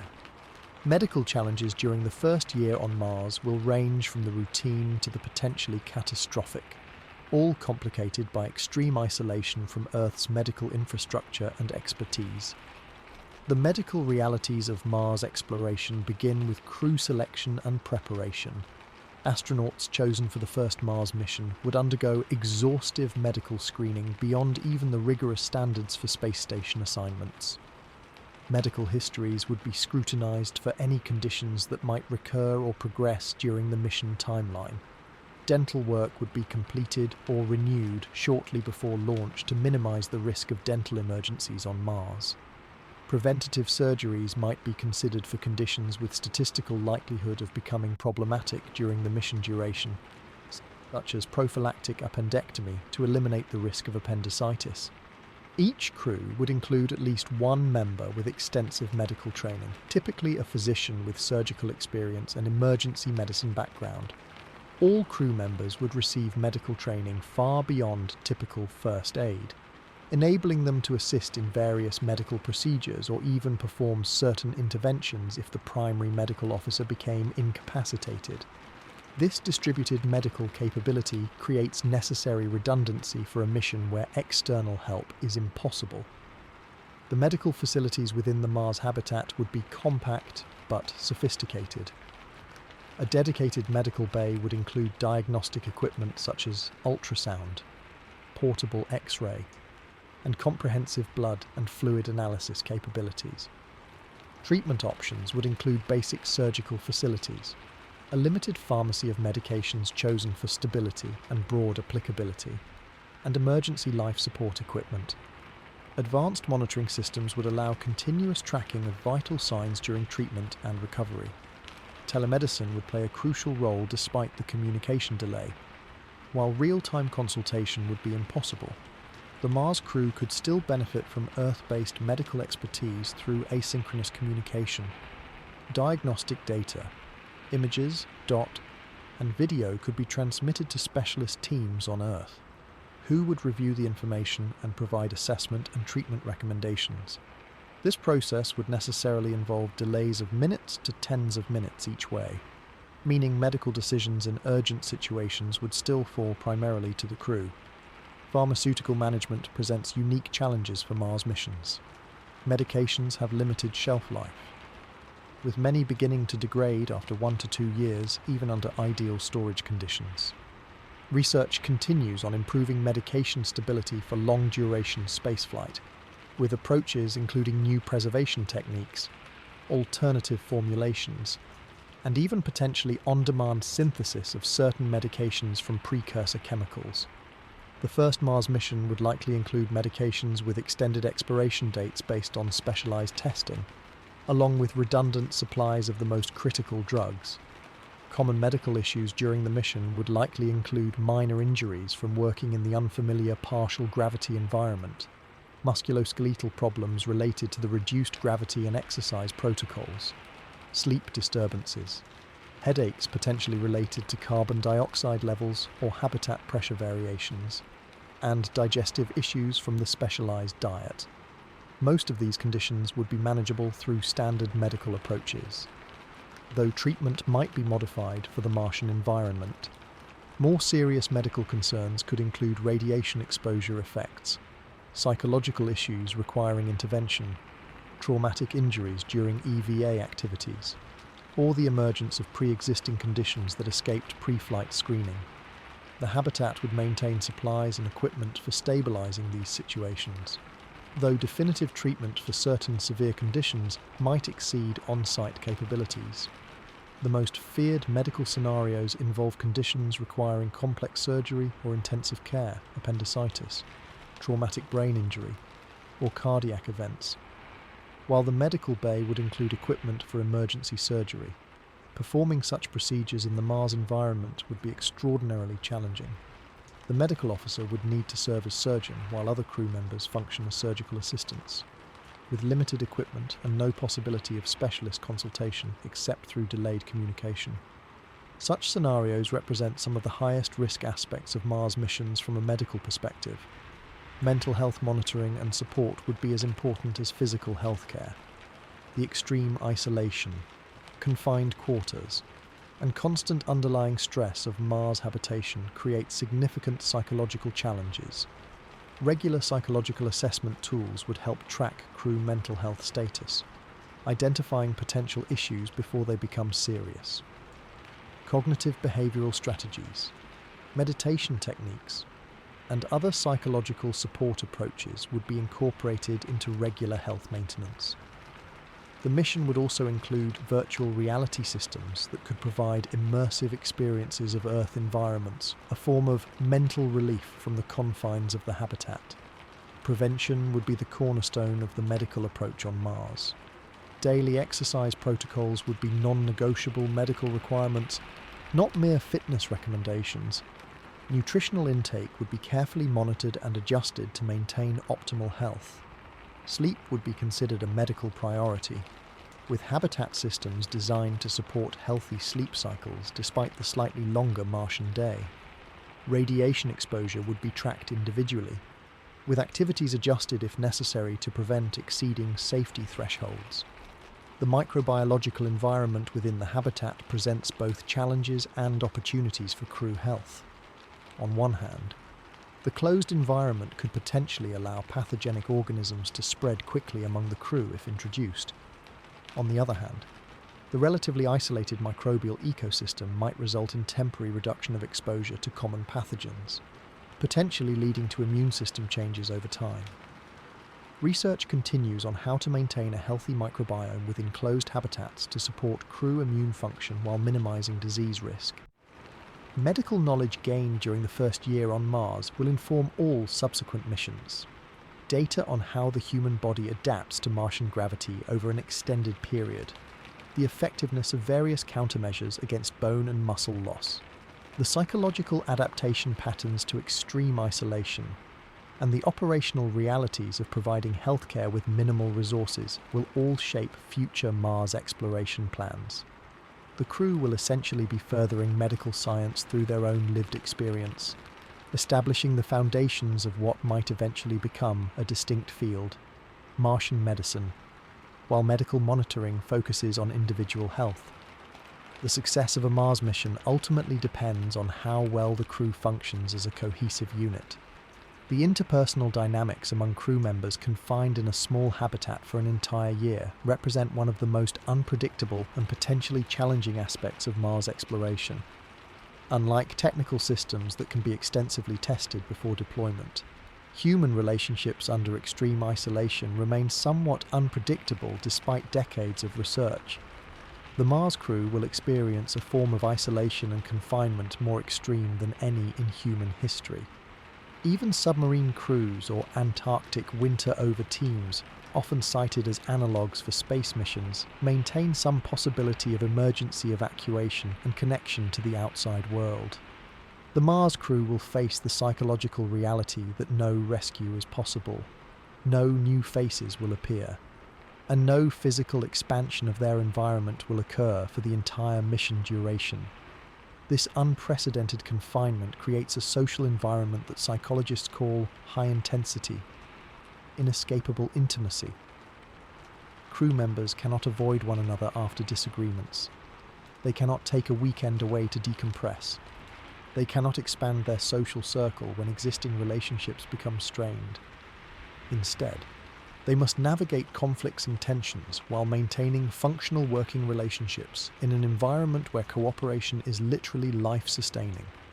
The selection of crew members for compatibility becomes as important as their technical qualifications. Space agencies have developed increasingly sophisticated assessment tools to evaluate how potential crew members might function in isolated, confined environments. These evaluations consider factors like communication style, conflict resolution approaches, cultural backgrounds, and even basic habits and preferences. The goal isn't necessarily to select people who are similar. Diversity of perspective and approach brings valuable problem-solving advantages, but rather to identify combinations of personalities that demonstrate resilience and effective functioning under stress. Despite careful selection, interpersonal conflicts will inevitably arise during a year-long Mars mission. Small irritations can magnify over time in confined environments. Habits that might seem minor in normal circumstances can become significant sources of tension when experienced daily without escape. A particular way someone chews food, organizes shared tools, or expresses ideas might gradually transform from a minor quirk to a major irritant for other crew members. The psychological phenomenon called expedition behavior becomes crucial in managing these tensions. This term, developed in wilderness expedition contexts, describes the set of behaviors that prioritize group success over individual preferences or comfort. Good expedition behavior includes maintaining a positive attitude despite discomfort, contributing fairly to shared tasks, respecting others' needs for privacy and rest, and addressing conflicts directly but constructively. Mars crews would receive extensive training in these behavioral approaches before their mission. Privacy, or its relative absence, presents one of the most significant interpersonal challenges. The Mars habitat would provide minimal personal space, likely limited to sleeping quarters roughly the size of a small ship's cabin. All other activities would occur in shared spaces under the constant awareness of other crew members. Psychological research suggests humans have fundamental needs for both social connection and periods of solitude, a balance difficult to achieve in Mars mission conditions. To address this challenge, the habitat design would include features specifically created for psychological withdrawal, even when physical privacy isn't possible. These might include personal communication stations with privacy screens, scheduling that ensures occasional solitude in certain habitat modules, and even virtual reality systems that create a sense of being elsewhere. Additionally, crew training would emphasize respect for subtle social cues indicating when someone needs psychological space despite physical proximity. Communications with Earth provide another dimension of interpersonal dynamics. As the crew develops their own microculture with inside jokes, shared references, and evolved communication patterns, they may gradually experience a psychological separation from mission control. This phenomenon, sometimes called crew autonomy, can lead to friction between the Mars team and Earth-based support personnel, particularly around decisions where the crew feels their direct experience should take precedence over ground-based protocols. This potential Earth-Mars division would be managed through specific communication strategies. Regular video conferences would help maintain personal connections between crew and key mission control personnel. Crew psychology experts would monitor communications for signs of increasing isolation or opposition. Designated crew members might be assigned specific responsibility for maintaining constructive Earth relationships, ensuring this critical connection remains functional despite the natural tendency towards psychological separation. Gender and cultural dynamics add further complexity to Mars mission interpersonal relations.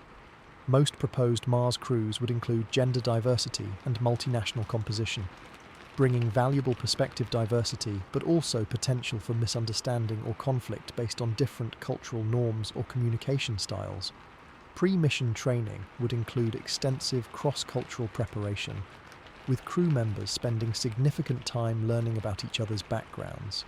values, and typical interaction patterns. During the mission, scheduled discussions about cultural observations and experiences might help bridge differences and build mutual understanding. Leadership structure plays a critical role in managing interpersonal dynamics. Mars missions would likely employ a modified command structure that balances clear authority in emergency situations with collaborative decision-making during normal operations. This hybrid approach recognizes both the need for immediate action in crisis scenarios and the psychological benefits of shared ownership in day-to-day functioning. The mission commander would receive specialized training in facilitating this balance, knowing when to shift between directive and participative leadership styles based on circumstances. As the mission progresses through its year-long duration, interpersonal relationships would typically move through predictable phases. Initial enthusiasm and careful politeness characterize early interactions, followed by a period of increasing tension as irritations emerge and novelty fades. This challenging middle period, sometimes called the third quarter phenomenon in isolation studies, often gives way to a more stable final phase as the crew develops mature coping mechanisms and focuses on mission completion. Understanding this typical progression helps crews recognize these phases as normal rather than signs of fundamental group dysfunction. The confined environment also creates unique opportunities for positive interpersonal development. Many Antarctic and submarine personnel report that their isolated duty resulted in deep bonds and friendships unlike any in their previous experience. The shared challenge, mutual dependence, and complete understanding of each other's experience can forge connections of exceptional strength and meaning.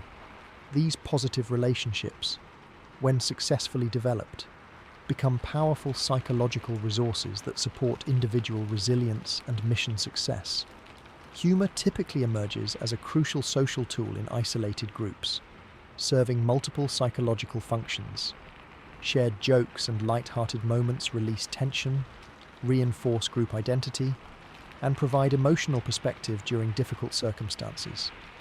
However, humor can also become exclusionary or mask unaddressed tensions if not managed thoughtfully. Mars crew training would include awareness of how humor functions in isolated groups, helping them harness its benefits while avoiding potential negative aspects. Perhaps most importantly, the interpersonal dynamics established during the first year on Mars will create the operational template for future, potentially longer duration missions. The successes and challenges experienced by this pioneer crew will inform selection, training, habitat design, and operational protocols for subsequent Mars expeditions. Their lived experience will transform our theoretical understanding of human social functioning under extreme isolation into practical knowledge that enables sustainable human presence beyond Earth. The intense focus on crew interpersonal dynamics supports the mission's fundamental purpose: conducting groundbreaking scientific research on Mars. The scientific priorities for the first year-long Mars mission represent the culmination of decades of robotic exploration, incorporating the most compelling, unanswered questions about our planetary neighbour while establishing the foundation for potential future habitation. Geologically, Mars presents a treasure trove of scientific opportunities. Unlike Earth, where plate tectonics and weathering have erased much of the planet's early history, Mars has preserved landscapes that may be billions of years old. The first human explorers would conduct detailed geological surveys beyond what rovers could accomplish, collecting samples from various formations with the trained eye of human geologists. They would specifically target boundaries between different geological units, areas where ancient water flow is evident, and locations showing evidence of past hydrothermal activity, environments that might have supported life. The search for evidence of past or present Martian life would stand as perhaps the most profound scientific priority. While robotic missions have found tantalizing hints of environments that could have supported microbial life, human explorers would bring capabilities far beyond current rovers. They could drill deeper into the subsurface, access more challenging terrain, and make real-time decisions about which samples merit detailed analysis. The Habitat Laboratory would include equipment specifically designed to detect biological signatures in soil and rock samples, from organic molecules to microscopic structures that might indicate biological origin. Understanding Mars' climate history represents another crucial research area.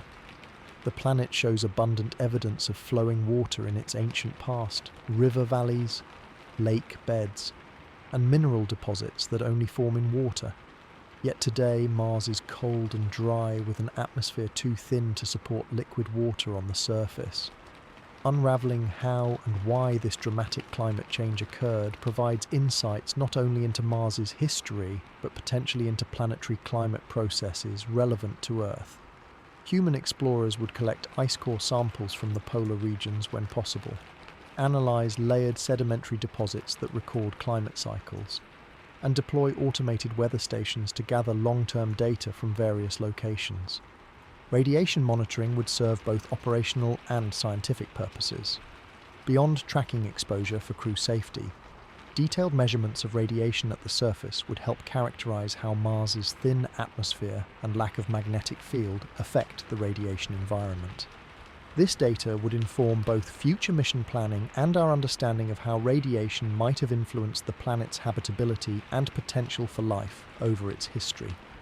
The mission would deploy radiation detectors at various depths below the surface to determine how effectively Martian soil blocks cosmic rays, information critical for designing future habitats.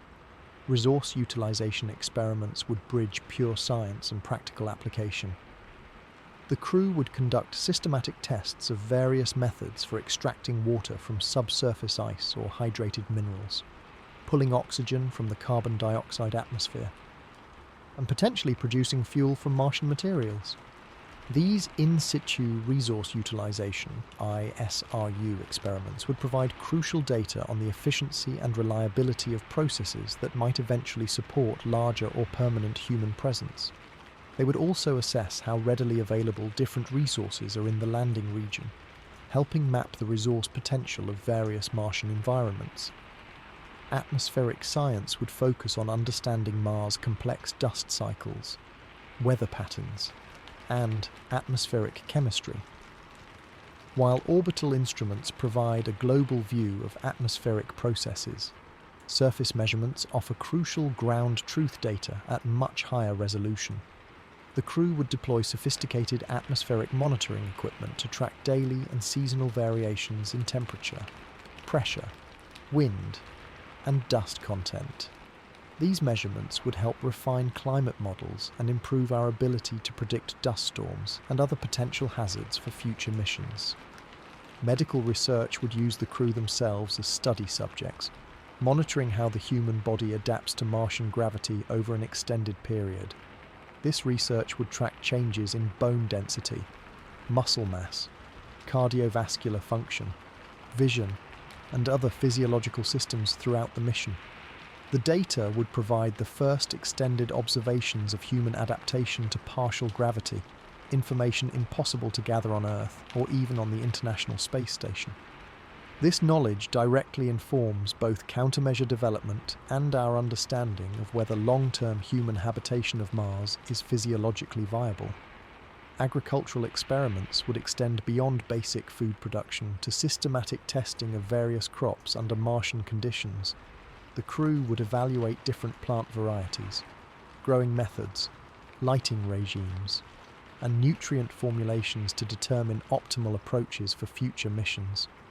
They would also investigate how the Martian environment, particularly its gravity and radiation levels, affects plant growth, reproduction, and nutritional content. These experiments might include attempting to grow plants in amended Martian soil rather than hydroponic systems, a crucial step towards sustainable habitation. Engineering research would continuously evaluate how habitat systems, equipment, and materials perform in the actual Martian environment.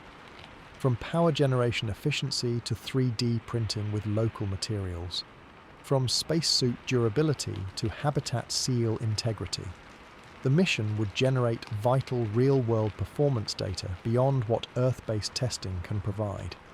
This engineering knowledge directly informs the design of subsequent missions, identifying unexpected challenges and opportunities only discoverable through extended operation on Mars. Perhaps most uniquely, the mission would conduct what might be called habitability research, systematic evaluation of how humans can effectively live and work on Mars. This interdisciplinary research would examine everything from the optimal layout of work areas to the psychological effects of different lighting schemes, from the most efficient EVA preparation procedures to the most effective communication protocols with Earth. This human factors research, while less dramatic than the search for Martian life, provides the practical foundation for sustainable human presence beyond Earth. The scientific data collected during the first year on Mars would be transmitted back to Earth throughout the mission, allowing researchers worldwide to begin analysis even before the crew returns.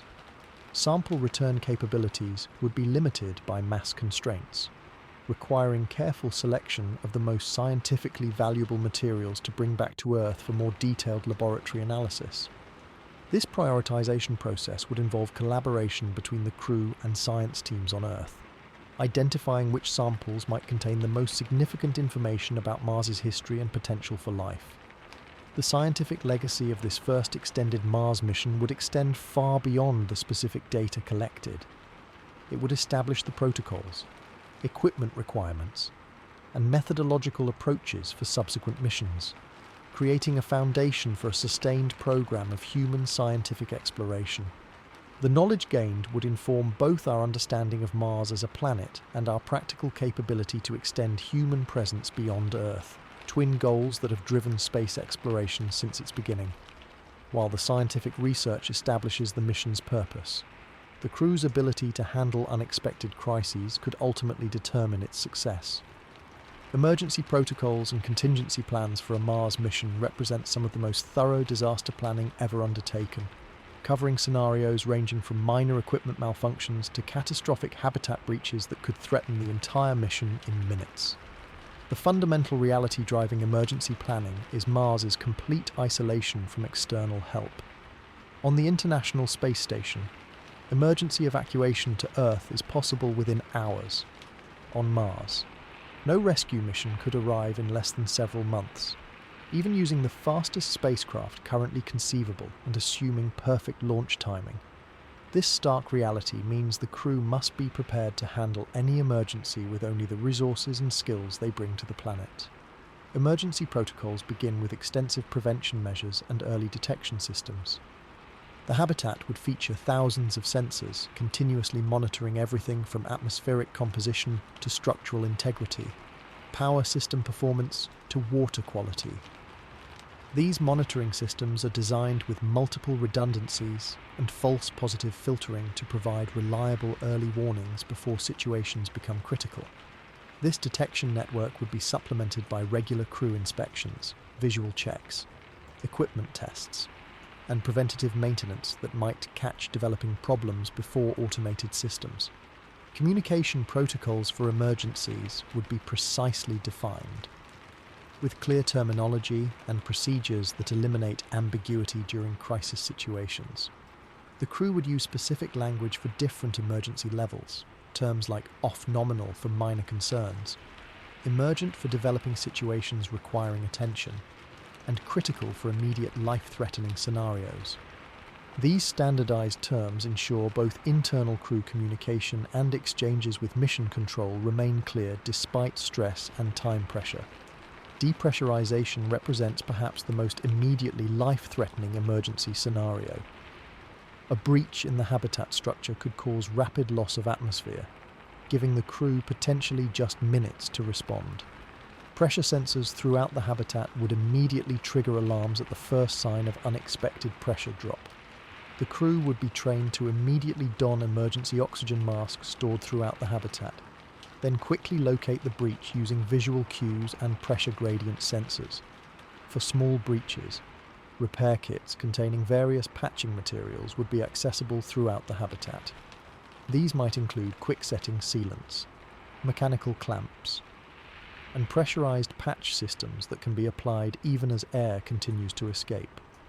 For larger breaches, protocols would focus on isolating sections of the habitat through emergency bulkheads, preserving livable space while sacrificing the compromised area.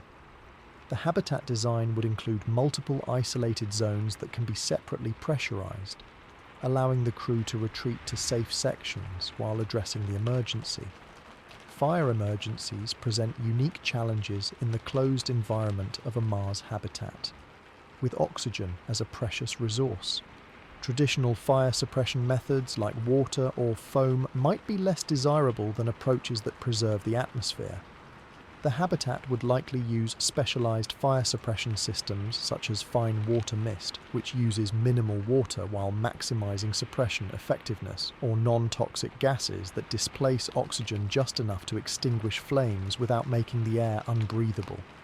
Materials throughout the habitat would be selected for fire resistance, and strict protocols would govern any activities involving heat or potential ignition sources. Medical emergencies would be addressed through a tiered response system based on severity. For critical life-threatening conditions, the primary medical officer would lead response efforts with other crew members providing assistance according to their training. The medical bay would include equipment for stabilizing major trauma, performing emergency surgery, and providing advanced cardiac support for situations exceeding the crew's medical capabilities. Protocols would focus on stabilizing the patient while consulting with Earth-based medical teams via delayed communication, accepting that definitive treatment might not be possible for certain catastrophic conditions. Power system failures would trigger emergency conservation protocols categorized by severity. Minor reductions might require only limiting non-essential activities, while major failures could necessitate powering down all systems except minimal life support and communication. The habitat would maintain emergency power reserves sufficient for at least 72 hours of critical systems operation, providing time for repairs or reconfiguration of remaining power generation capacity. Crew members would conduct regular drills simulating different power emergency scenarios, ensuring they can quickly implement appropriate conservation measures and repairs under pressure. Environmental system malfunctions affecting air quality, temperature control, or water recycling would be addressed through a combination of backup systems, repair protocols, and conservation measures. For example, if primary carbon dioxide removal systems failed, secondary systems would activate automatically while the crew implemented repair procedures. If both primary and secondary systems suffered damage, emergency chemical carbon dioxide scrubbers, similar to those used during the Apollo 13 crisis, would provide temporary air purification while more substantial repairs were undertaken. Perhaps the most psychologically challenging emergencies involve scenarios where the crew must make life or death decisions with incomplete information and without real-time guidance from Earth. Mission planning includes establishing clear decision-making frameworks that balance crew autonomy with mission rules, defining the circumstances under which the on-site commander has final authority versus situations requiring Earth concurrence despite communication delays. These frameworks help prevent decision paralysis during time-critical emergencies while maintaining appropriate operational discipline. Emergency training for Mars crews would be exponentially more intensive than for previous space missions. Beyond mastering technical response procedures, crews would undergo psychological training specifically for crisis decision-making under extreme stress. This training would include simulated emergencies where conditions continuously degrade, requiring real-time prioritization of limited resources. Crew members would rotate through different roles during simulations, ensuring everyone can perform critical functions if the primary responsible person is unavailable or incapacitated. Throughout the mission, the crew would conduct regular emergency drills, not just tabletop discussions, but full simulations with realistic constraints. These might include scenarios like responding to a habitat breach while certain crew members are outside on EVA, handling medical emergencies during communication blackouts with Earth, or managing multiple simultaneous system failures during dust storms. These drills help maintain emergency response skills throughout the mission while identifying potential procedural improvements based on the crew's growing experience in the actual Martian environment. The emergency protocols developed and refined during the first year on Mars will create the safety foundation for all subsequent missions. Each drill, each minor incident handled, and each protocol refinement builds the operational knowledge base that will ultimately determine whether humans can safely establish a permanent presence on another world. The pioneers who test these procedures with their lives on the line are establishing not just scientific knowledge, but the practical safety systems that make broader exploration possible, while emergency preparedness focuses on handling worst-case scenarios. Maintaining crew morale through celebrations and scheduled positive experiences represents an equally essential aspect of mission planning. The psychological challenge of spending a full year in an isolated, confined environment under constant danger cannot be overcome merely by preventing negative outcomes. It requires deliberately creating positive experiences that give meaning and joy to the unprecedented journey. The Mars mission calendar would be carefully structured to include regular celebrations marking both traditional Earth occasions and mission-specific milestones. These events serve multiple psychological purposes beyond mere entertainment. They create temporal landmarks that help break the mission into manageable segments, provide shared positive experiences that strengthen group cohesion, and maintain cultural connections with Earth despite the vast physical separation. Traditional holidays from crew members' home cultures would be acknowledged and celebrated throughout the mission. Christmas, Lunar New Year, Diwali, Eid, or other significant cultural holidays would feature special meals prepared from reserved ingredients, decorations created from available materials, and perhaps messages or small gift items brought specifically for these occasions. These celebrations help maintain personal identity and cultural connections that can become strained during extended isolation. Mission milestones would be marked with equal significance: the 100th day on Mars, the halfway point of the surface mission, the successful completion of major scientific objectives. These celebrations acknowledge the crew's accomplishments and provide meaningful evidence of progress through the mission timeline. They create natural opportunities for reflection on what has been achieved and what remains ahead, helping maintain motivation through the mission's challenging middle periods. Personal milestones like birthdays and anniversaries would receive special attention, with other crew members taking responsibility for organising appropriate acknowledgements. These might include preparing a favourite meal within mission constraints, creating homemade cards or gifts, or arranging special communication opportunities with family on Earth. These personal celebrations help combat the temporal displacement that can occur during long-duration missions, the feeling that life on Earth is continuing without the crew members' participation. Beyond these scheduled celebrations, mission psychologists would work with the crew to develop morale events tailored to their specific interests. For a crew with musical members, this might include jam sessions with instruments brought from Earth or composed using computer systems. For those with literary interests, book discussions or creative writing sessions might be organised. These activities provide both personal enjoyment and shared experiences that strengthen interpersonal bonds. Game nights would feature prominently in morale maintenance strategies. Board games, card games, and video games selected for their replayability and social aspects would be included in the mission cargo. Some games might be specifically modified for the Martian gravity environment, creating unique experiences impossible on Earth. Competitive activities provide mental stimulation, social interaction, and a psychological break from work responsibilities, all crucial for maintaining cognitive health during extended isolation. Movie and entertainment nights would be regular features of the Mars Habitat schedule.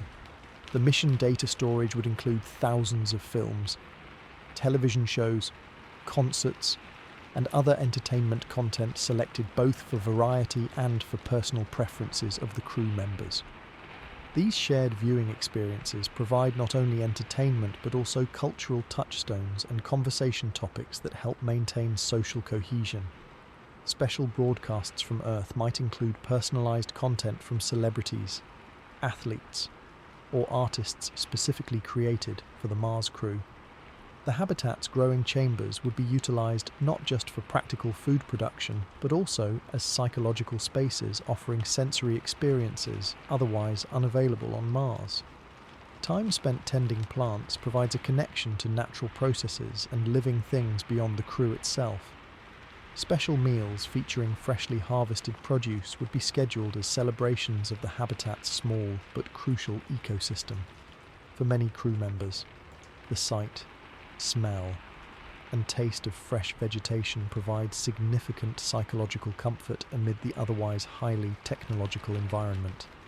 Creative projects with tangible outcomes would be encouraged throughout the mission. These might include collaborative art installations using materials found on Mars, digital creativity projects shared with audiences on Earth, or practical habitat improvements that personalize the living space.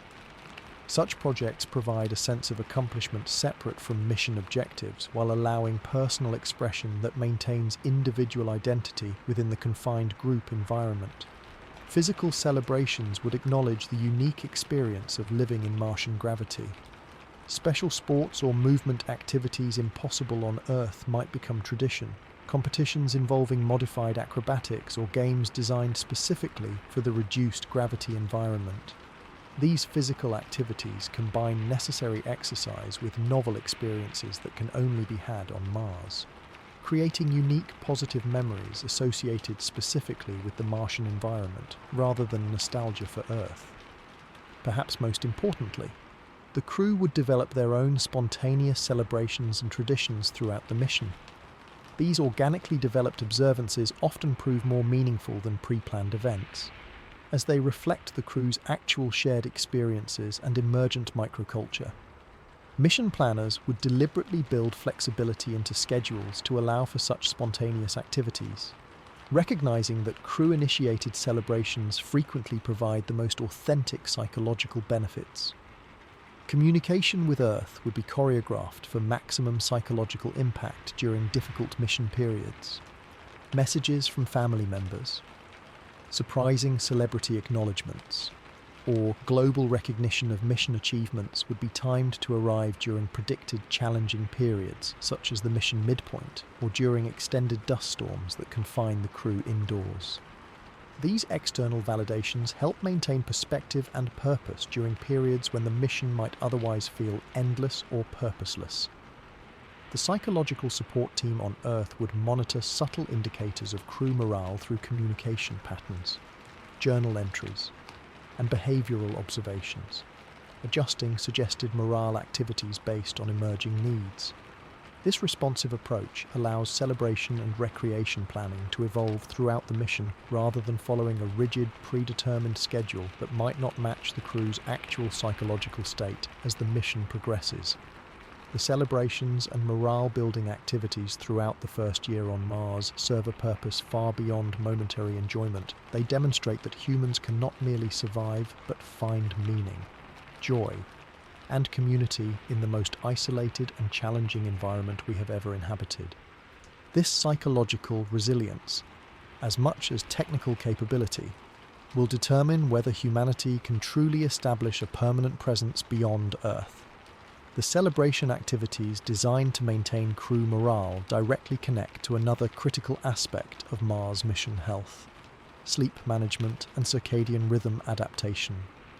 The sleep challenges faced by Mars explorers go far beyond the ordinary insomnia or jet lag experienced on Earth, involving fundamental disruptions to human biological timing that must be carefully managed throughout the year-long mission. The Martian day, called a Sol, presents the first chronobiological challenge at 24 hours and 37 minutes.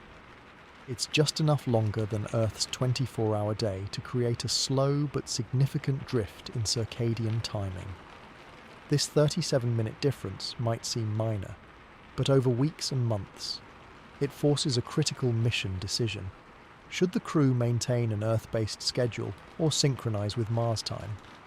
Most mission plans favor adapting to the Martian sol, allowing the crew to align their activities with the natural light cycle outside their habitat. This approach provides practical advantages for operations that require daylight, like extravehicular activities or solar-dependent power generation. However, it creates a biological challenge, as the human body's internal clock naturally operates on roughly a 24-hour cycle regulated by complex interactions between environmental cues and genetic mechanisms. To facilitate adaptation to the slightly longer Martian day, the habitat would employ sophisticated lighting systems specifically designed to shift circadian rhythms.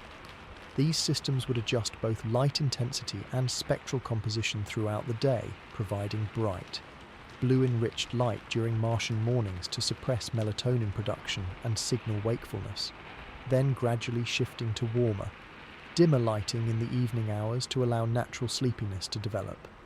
This lighting regime effectively stretches the crew's biological day to match Mars time. Sleep quality monitoring would be a standard part of the crew's health tracking.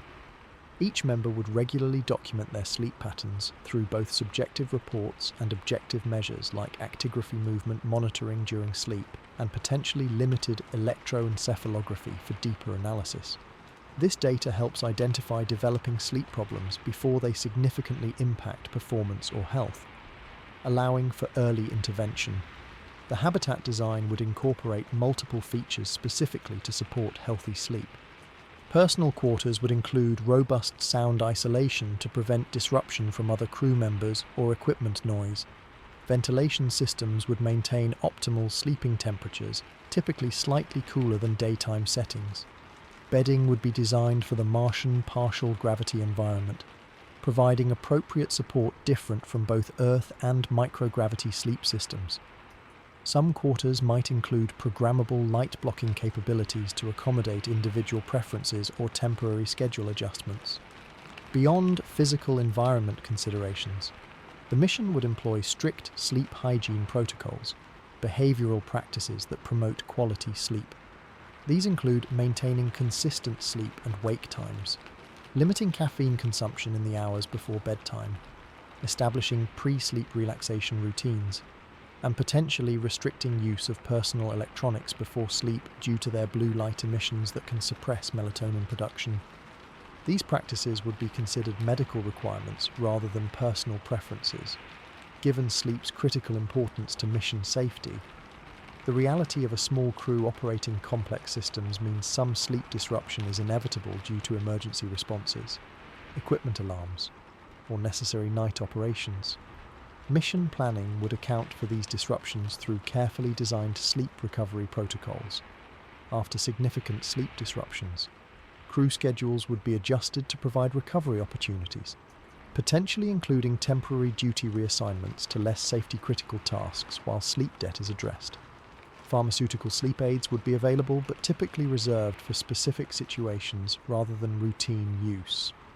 Short-term sleep medications might be employed during initial adaptation to the Martian sol, following particularly disruptive events, or in cases where persistent insomnia develops despite other interventions.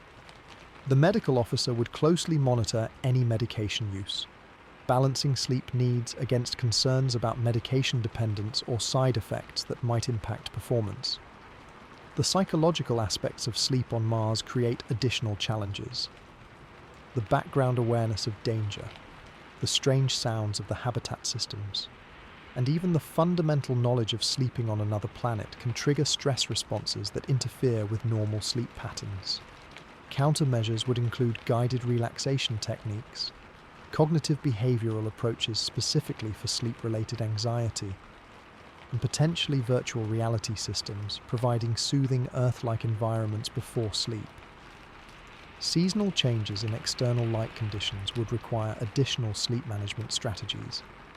During Martian winter at mid to high latitudes, the reduced sunlight intensity might lead to seasonal affective type responses that interfere with mood and sleep quality.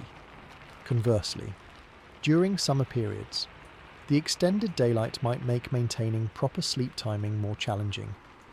The habitat lighting systems would adjust to compensate for these seasonal variations, providing additional bright light exposure during winter periods and enhanced evening light control during summer. The connection between sleep and other physiological systems requires an integrated management approach. Exercise timing would be coordinated with sleep schedules, typically avoiding intense physical activity in the hours immediately before sleep. Meal timing would similarly be coordinated with the sleep-wake cycle, avoiding heavy meals close to bedtime. Even social activities and work schedules would be designed with awareness of their potential impact on sleep quality and timing. Throughout the mission, sleep patterns would likely evolve as the crew adapts to the Martian environment. Initial adaptation periods might feature fragmented sleep and adjustment difficulties. Middle mission periods typically show stabilization for most crew members, though individual differences in adaptation remain significant. Later mission stages might see anticipatory sleep changes as the crew begins psychological preparation for return to Earth, potentially requiring readjustment interventions. The sleep management approaches developed during the first year on Mars will provide essential data for future longer duration missions.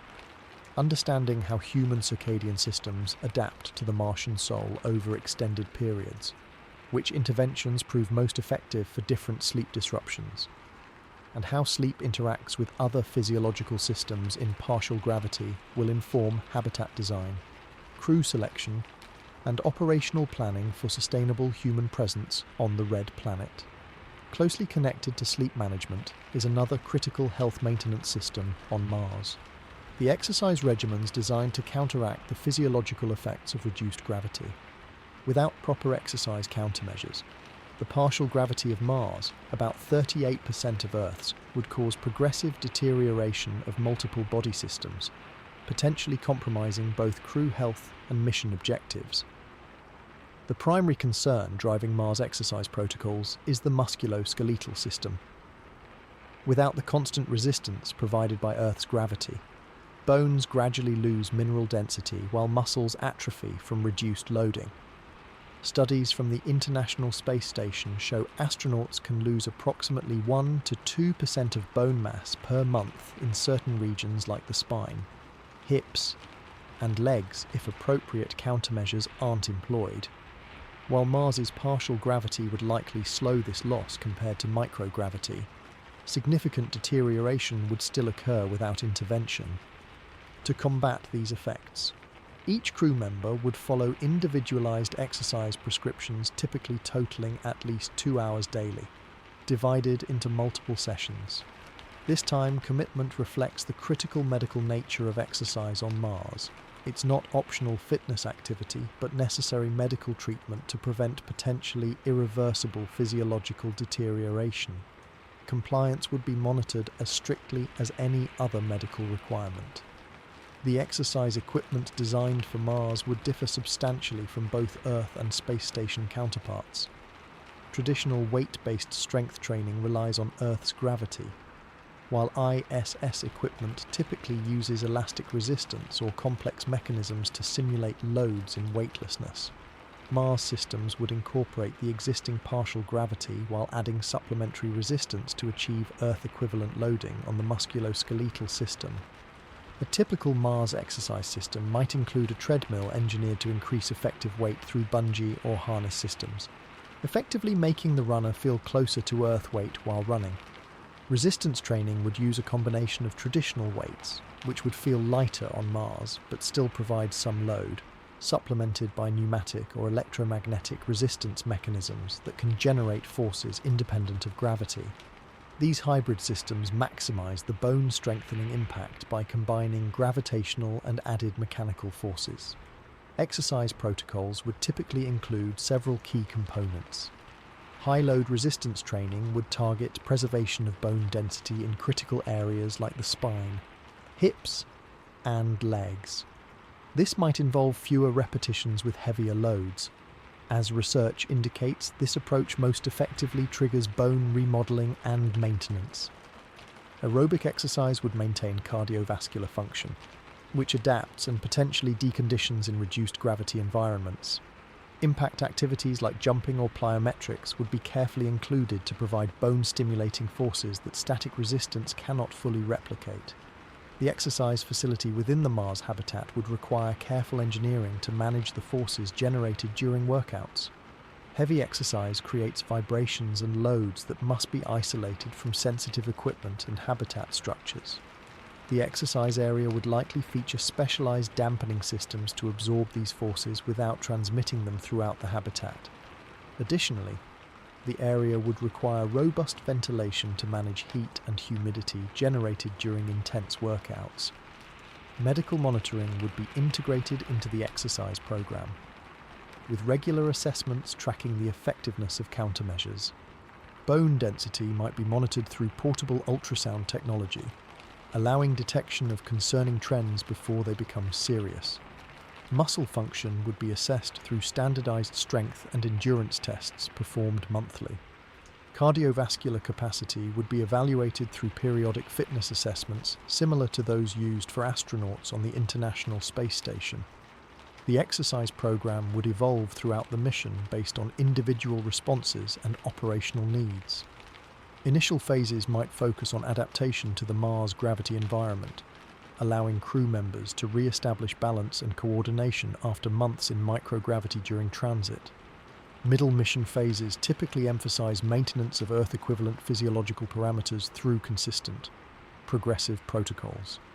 Later mission stages might include specific preparation for the physical demands of return to Earth, where the crew will experience 3 times the gravity they've adapted to on Mars.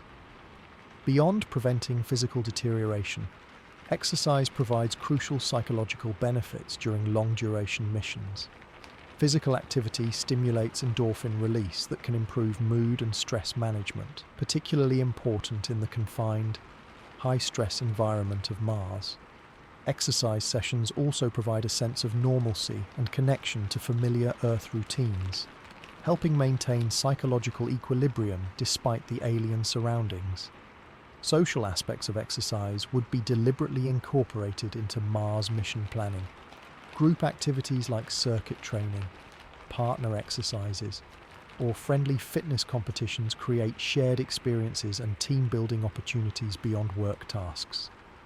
Some crews in isolation analogues have developed unique sports or games adapted to their specific environments, a tradition Mars crews might continue by creating physical activities specifically designed for the reduced gravity environment. Creative approaches would help combat the potential monotony of daily exercise requirements. Virtual reality systems might allow crew members to run through Earth environments like forests or beaches while on a treadmill, providing both visual distraction and psychological connection to Earth. Gamification elements might transform routine exercises into competitive challenges or achievement-based systems that maintain motivation through long-duration missions. The exercise knowledge gained during the first year on Mars will provide unprecedented insight into human adaptation to partial gravity environments. While short-duration lunar missions during the Apollo era offered limited data on adaptation to 1/6 Earth gravity, the extended Mars mission will generate the first comprehensive understanding of how the human body responds to long-term exposure to a gravitational field between Earth and microgravity. This knowledge directly informs questions about the feasibility of long-term human habitation of Mars and potentially the physiological requirements for sustainable off-Earth settlements. The exercise countermeasures developed and refined during Mars missions may also have significant applications for Earth medicine. The bone loss experienced in reduced gravity shares mechanisms with terrestrial osteoporosis. Muscle atrophy patterns resemble those seen in certain neuromuscular conditions. The countermeasures developed for Mars crews could potentially inform new approaches for treating mobility-impaired individuals on Earth or addressing age-related musculoskeletal deterioration. In this way, meeting the extreme physiological challenges of Mars may ultimately advance human health capabilities on our home planet. The exercise regimens designed to maintain crew health within the habitat represent only part of the physical challenges of Mars exploration.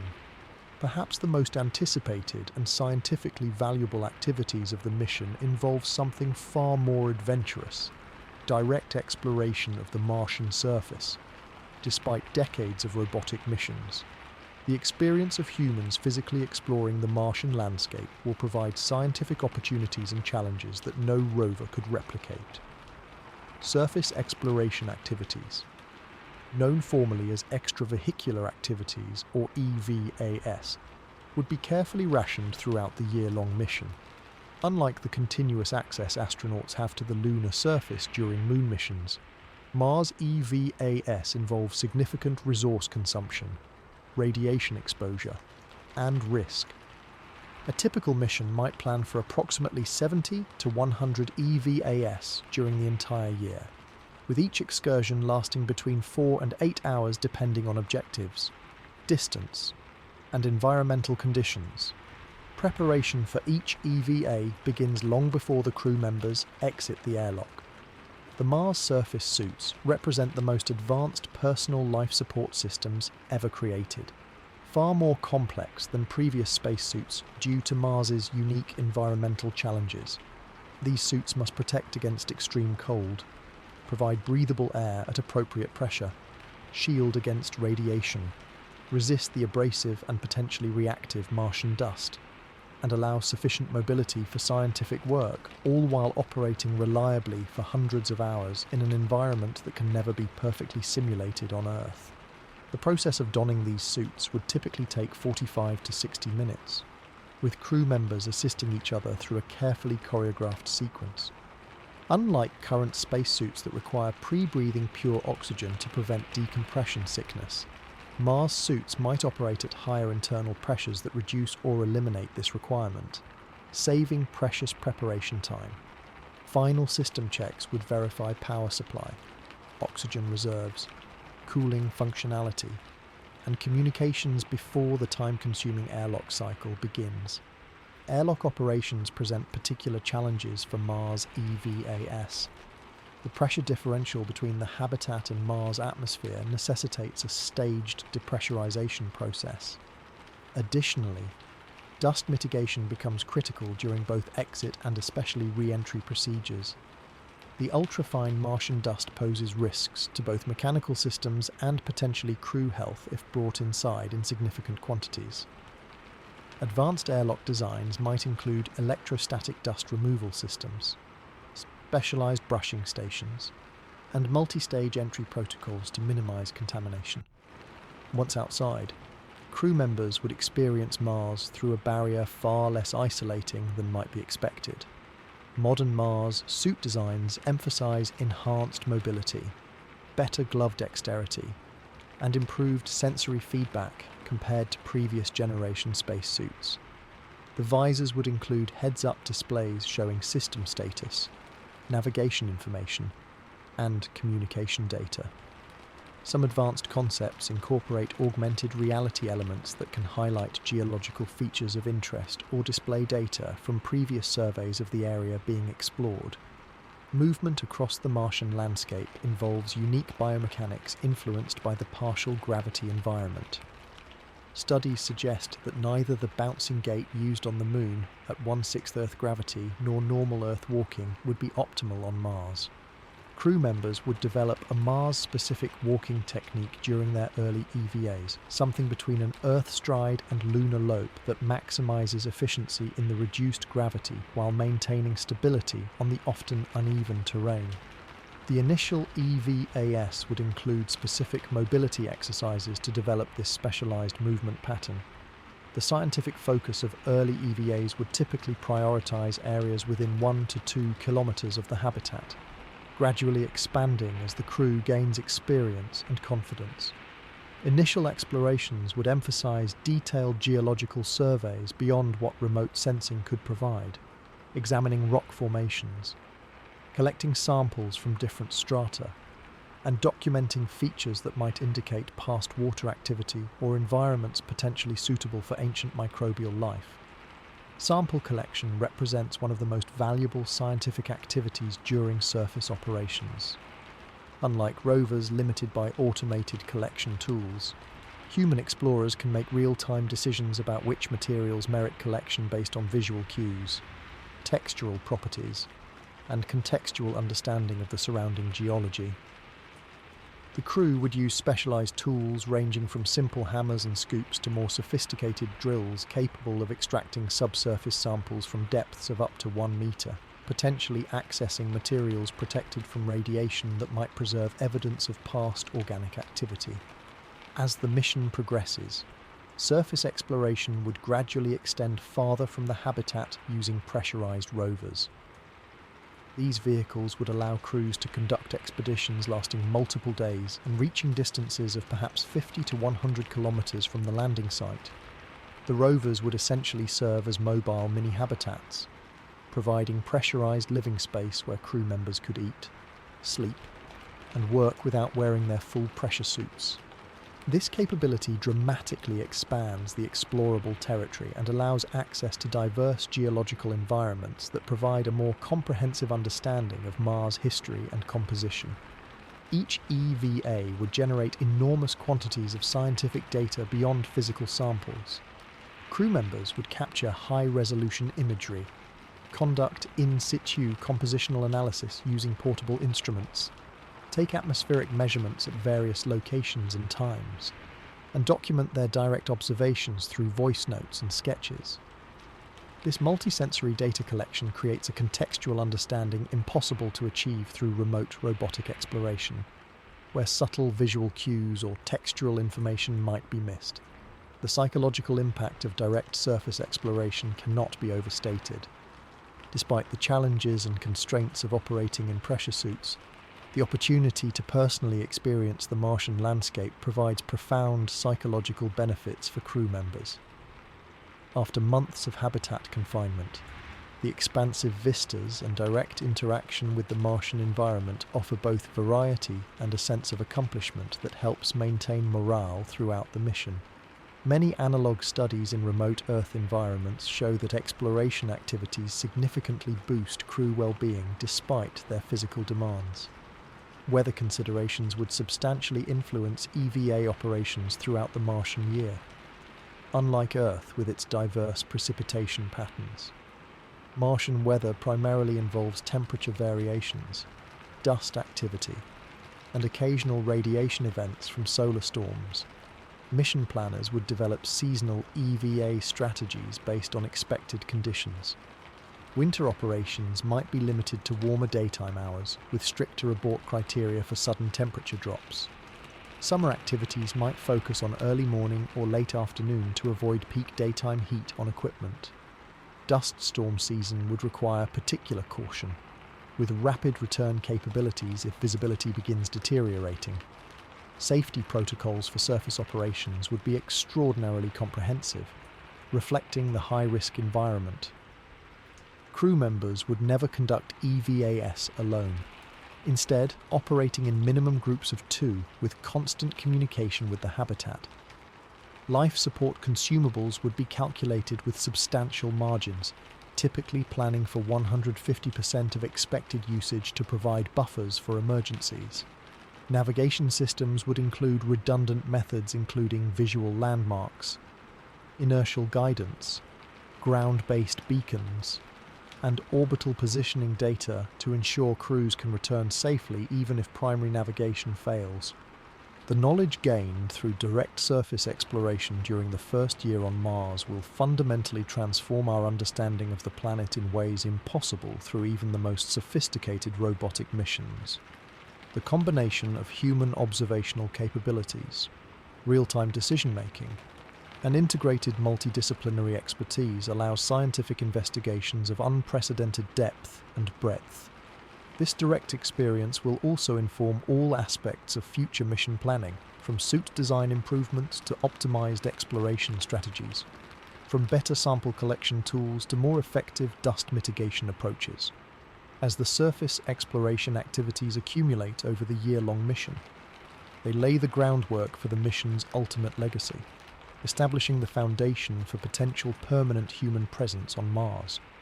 While the first mission focuses primarily on proving that humans can survive and work effectively on the Martian surface for an extended period, many of its activities would deliberately advance the longer-term vision of sustained habitation beyond this initial expedition.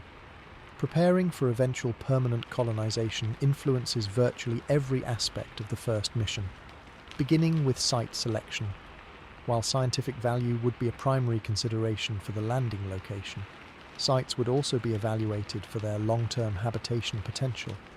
Ideal locations might combine access to subsurface water ice, protection from radiation through natural features like lava tubes or cliffs, proximity to useful mineral resources, and terrain suitable for future expansion. The comprehensive site surveys conducted during the mission would significantly refine our understanding of what makes a location suitable for sustained human presence. Testing in situ resource utilization (ISRU) technologies represents one of the most important ways the first mission would support future colonization efforts. Shipping all necessary materials from Earth for a permanent settlement would be prohibitively expensive and logistically impractical. Instead, future Mars colonies must utilize local resources to the maximum extent possible.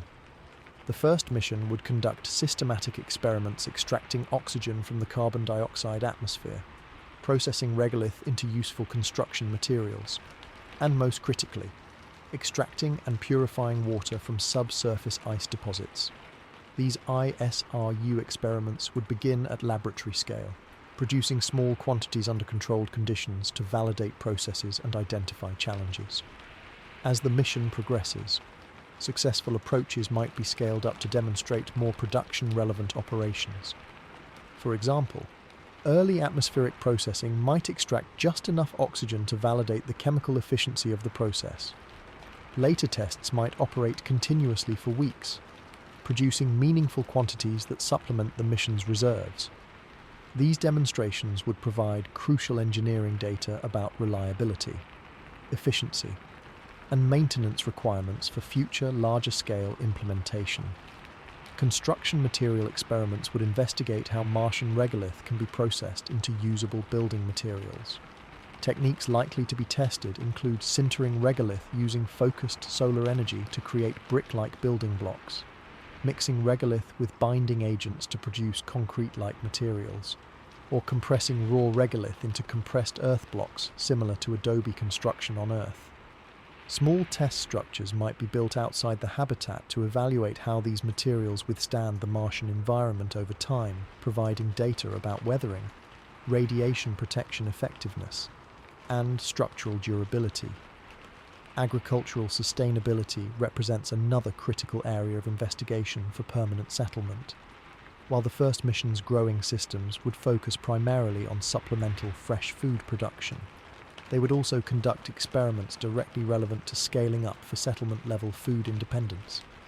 These might include testing various crop combinations for optimal space utilization and nutritional completeness, evaluating the performance of different growing mediums including amended Martian regolith, and investigating the long-term reliability of closed-loop nutrient recycling systems necessary for sustained production.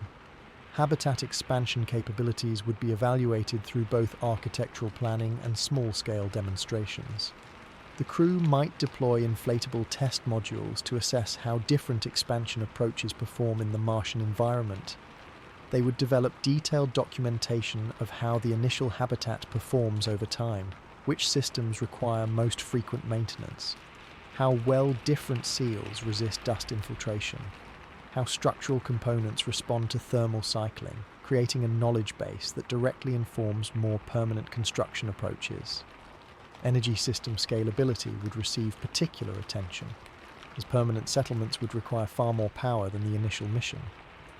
Beyond operating the solar and nuclear systems needed for immediate mission success, the crew would conduct experiments on energy storage approaches suitable for the Martian environment, evaluate different solar array configurations for dust resistance and cleaning effectiveness, and potentially test small-scale versions of alternative generation methods like wind turbines modified for the thin Martian atmosphere. Medical research during the mission would directly address questions critical to long-term habitation. Beyond monitoring the crew's adaptation to Martian gravity, studies would investigate how medical equipment performs in the Martian environment, how pharmaceuticals maintain stability over time, and how various medical procedures might be adapted for the reduced gravity conditions. This medical knowledge directly informs both the feasibility of permanent settlement and the specific countermeasures and capabilities needed to support long-term health beyond Earth. Psychological and social insights from the first year-long mission would prove invaluable for planning sustainable communities on Mars. The crew would document how their social structures evolve, which communication practices prove most effective, how conflict resolution approaches perform under sustained isolation, and which psychological support mechanisms provide greatest benefit. This human factors knowledge is as important as technical capabilities in determining whether permanent Mars settlements can succeed. Throughout the mission, the crew would develop what might be called Mars-specific practices, ways of living and working that are uniquely adapted to the Martian environment rather than simply transplanting Earth approaches. These might include distinctive maintenance schedules based on how dust accumulates in different systems, specialized equipment cleaning techniques, unique food preparation methods adapted to available resources, or daily routines optimized for the slightly longer Martian day. This practical knowledge, impossible to develop through theory or short-duration stays, provides the operational foundation for sustainable habitation. As the first year on Mars concludes, the mission's legacy extends far beyond the specific scientific discoveries or technological demonstrations achieved. By proving that humans can not only survive but work effectively on Mars for an extended period, by developing the practical operational knowledge necessary for daily life on another world, and by testing the initial technologies needed for resource utilization and expansion. The mission transforms Mars from a destination for exploration into a potential second home for humanity. The pioneers who undertake this unprecedented journey would establish not just a historical first, but the foundation for a potentially permanent human presence beyond Earth, the first true step in becoming a multi-planetary civilization.